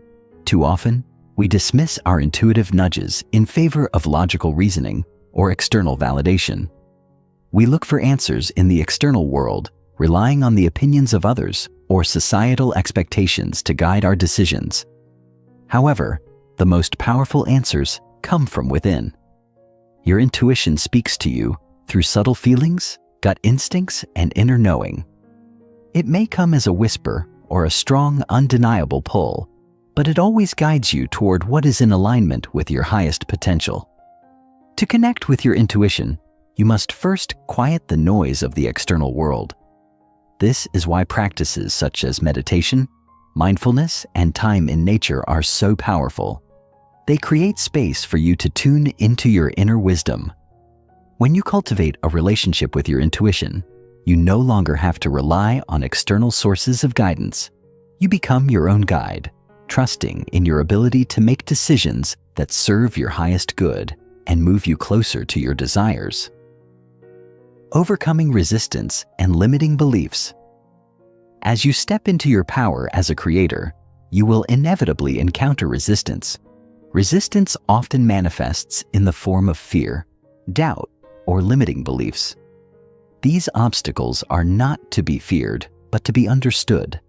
They are simply reflections of the parts of you that have not yet fully embraced your power. Limiting beliefs are the stories you tell yourself about what is possible and what is not. They are deeply ingrained thought patterns that shape your reality based on past experiences or societal conditioning. Common limiting beliefs include thoughts such as, "I am not worthy of success," "I don't deserve love," or "It's too late to change." These beliefs create blocks that prevent the flow of energy and hinder your ability to create the life you desire. Overcoming resistance begins with identifying and challenging these limiting beliefs. The first step is to become aware of the beliefs that are holding you back. This requires deep self-reflection and the willingness to confront the unconscious stories you have been living by. Once you identify these beliefs, you can begin to shift them by replacing them with empowering beliefs. For example, if you believe that success is reserved for others, you can reframe this belief by acknowledging that success is abundant and available to all. This shift in mindset opens up new possibilities and allows you to step into your full creative power. The flow of abundance and prosperity. Abundance is not something you attract into your life. It is something that you align with. The universe is abundant, and it is always offering opportunities, wealth, and love. However, many people are disconnected from the flow of abundance because they are focused on lack, scarcity, or fear. To master creation, you must align yourself with the flow of abundance. This involves shifting your mindset from one of lack to one of abundance.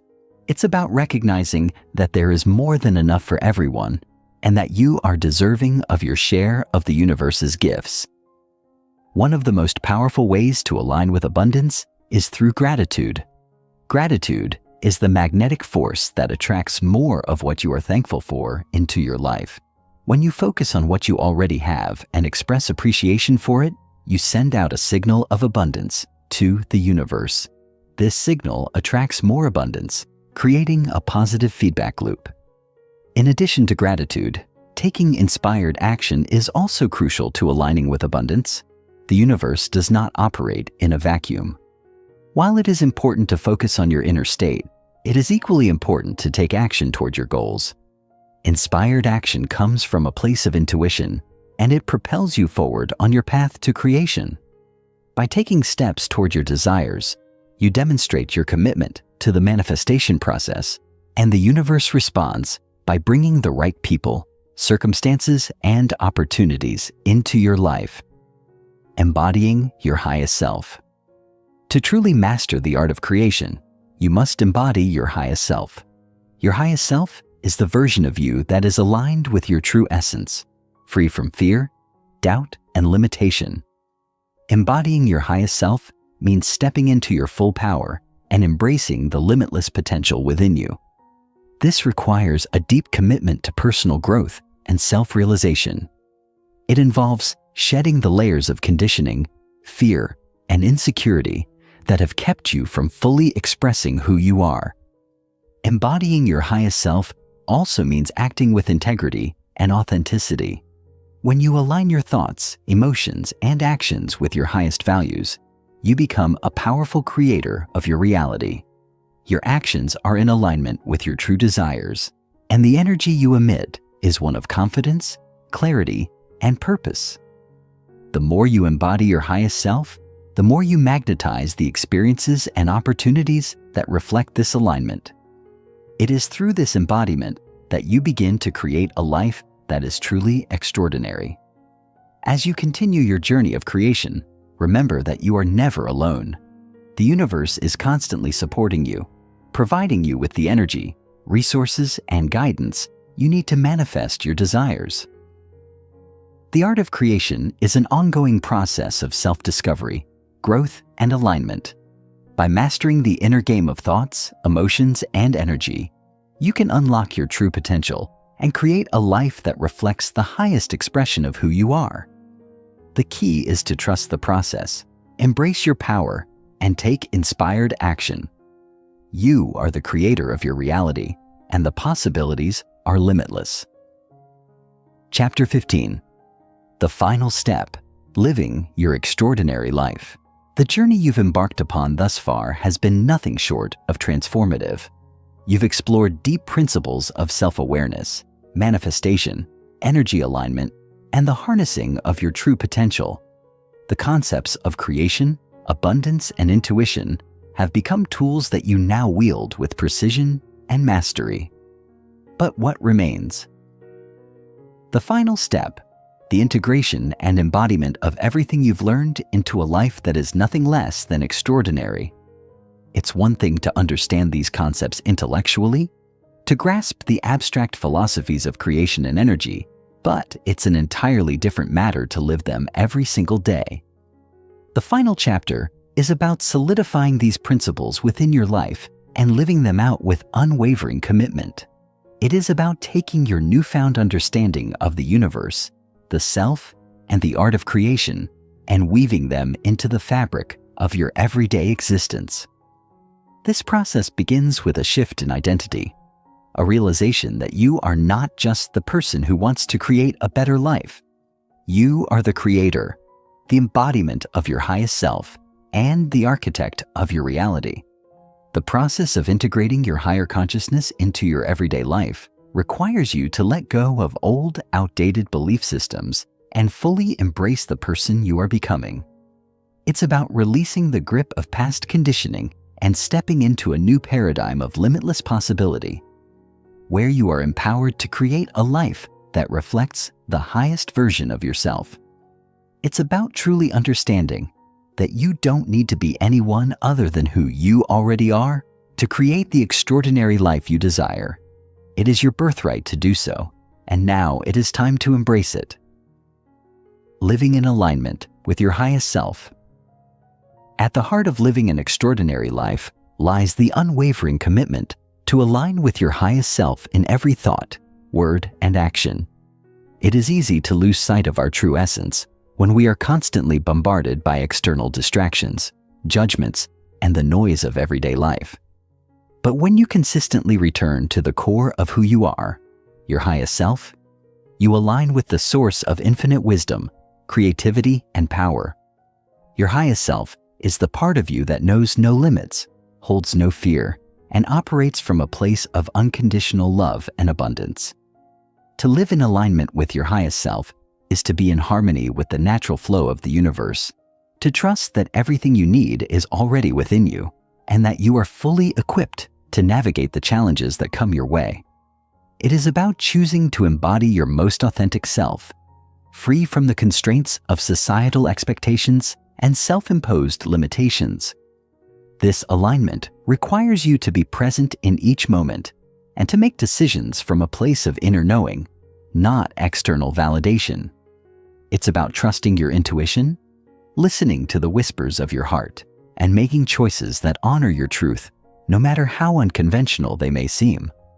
When you live in alignment with your highest self, you are no longer swayed by the judgments or opinions of others, for you know that your path is uniquely yours, and it will lead you exactly where you are meant to go.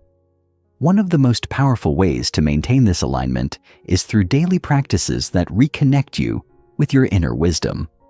Meditation, breathwork, and journaling are excellent tools that help you center yourself and ground in the present moment. These practices allow you to clear away mental clutter and create space for the intuitive guidance of your highest self to come through. The more consistently you return to these practices, the more naturally you will embody your highest self in all areas of your life. It becomes less of an effort and more of a way of being. As you continue to align with your true essence, you will notice that the world around you begins to mirror your inner state. Opportunities will flow more easily, relationships will deepen, and abundance will manifest in unexpected ways.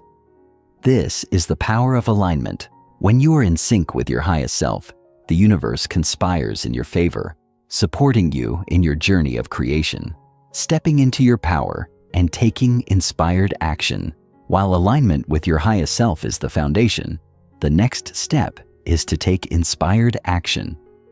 You are not here to passively wait for life to unfold. You are here to create it. The act of creation requires more than just positive thinking.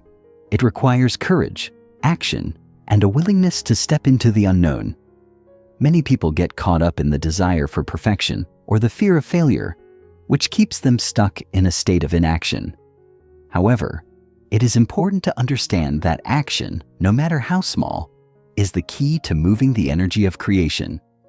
Inspired action is not forced action. It is action that is guided by your intuition and aligns with the vision you have for your life. It is the next step that feels aligned with your inner truth, even if you don't have all the answers or the full picture of the path ahead. Taking inspired action means trusting that the universe will support you every step of the way. It means moving forward with faith, knowing that the next step will always reveal itself when you are ready for it. The key is to be open to the signs, synchronicities, and opportunities that present themselves, and to trust your gut feelings and instincts when making decisions. By consistently taking inspired action, you build momentum and move closer to the life you desire. Whether it's starting a new project, making a career change, or simply showing up in a way that reflects your authentic self, the act of stepping into your power will create the energy necessary to manifest your dreams. Cultivating gratitude and trust in the process. Gratitude is one of the most powerful forces in the universe, and it plays a crucial role in the process of creation. Gratitude is the frequency that magnetizes more of what you appreciate into your life. When you focus on the blessings that are already present, you send out a signal of abundance to the universe. This signal attracts even more blessings, creating a cycle of positive energy and growth. Gratitude also helps you to stay grounded in the present moment, preventing you from getting lost in the anxiety of what is yet to come. When you focus on what you already have and express appreciation for it, you shift your focus from lack to abundance, from limitation to possibility. Trusting the process is also essential in the journey of creation. As you begin to take action, you may encounter obstacles or setbacks. This is a natural part of the process, but it is important to remember that every challenge is an opportunity for growth. Trust that the universe is guiding you toward your highest good, even when things don't go according to plan. Surrendering to the flow of life and releasing the need for control will allow you to navigate these challenges with grace and resilience. When you trust the process, you open yourself to the limitless possibilities that await you.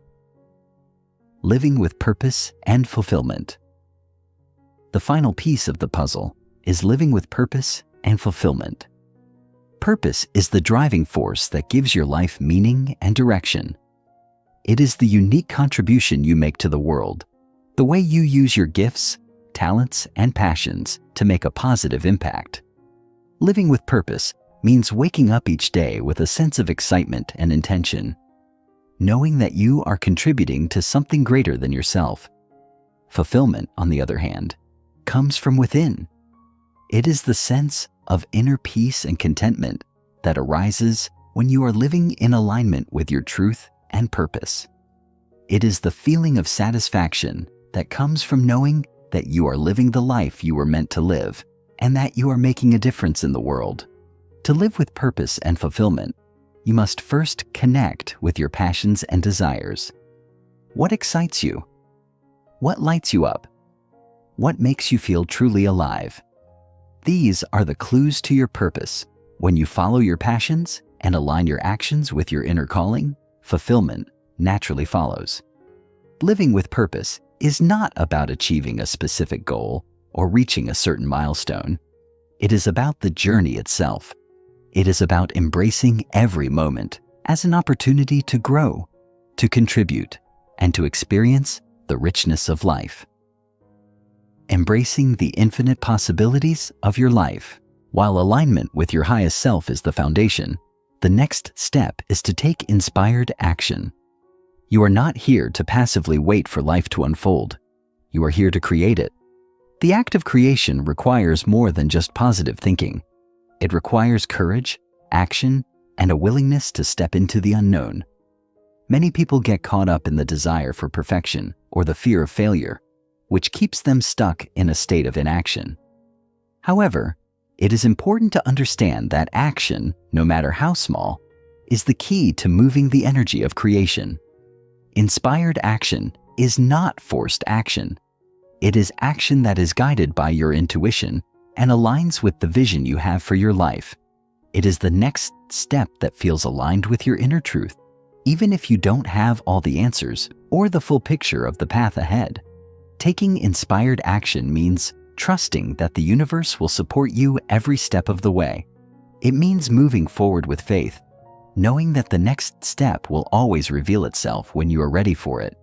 The key is to be open to the signs, synchronicities, and opportunities that present themselves, and to trust your gut feelings and instincts when making decisions. By consistently taking inspired action, you build momentum and move closer to the life you desire. Whether it's starting a new project, making a career change, or simply showing up in a way that reflects your authentic self, the act of stepping into your power will create the energy necessary to manifest your dreams. Cultivating gratitude and trust in the process. Gratitude is one of the most powerful forces in the universe, and it plays a crucial role in the process of creation. Gratitude is the frequency that magnetizes more of what you appreciate into your life. When you focus on the blessings that are already present, you send out a signal of abundance to the universe.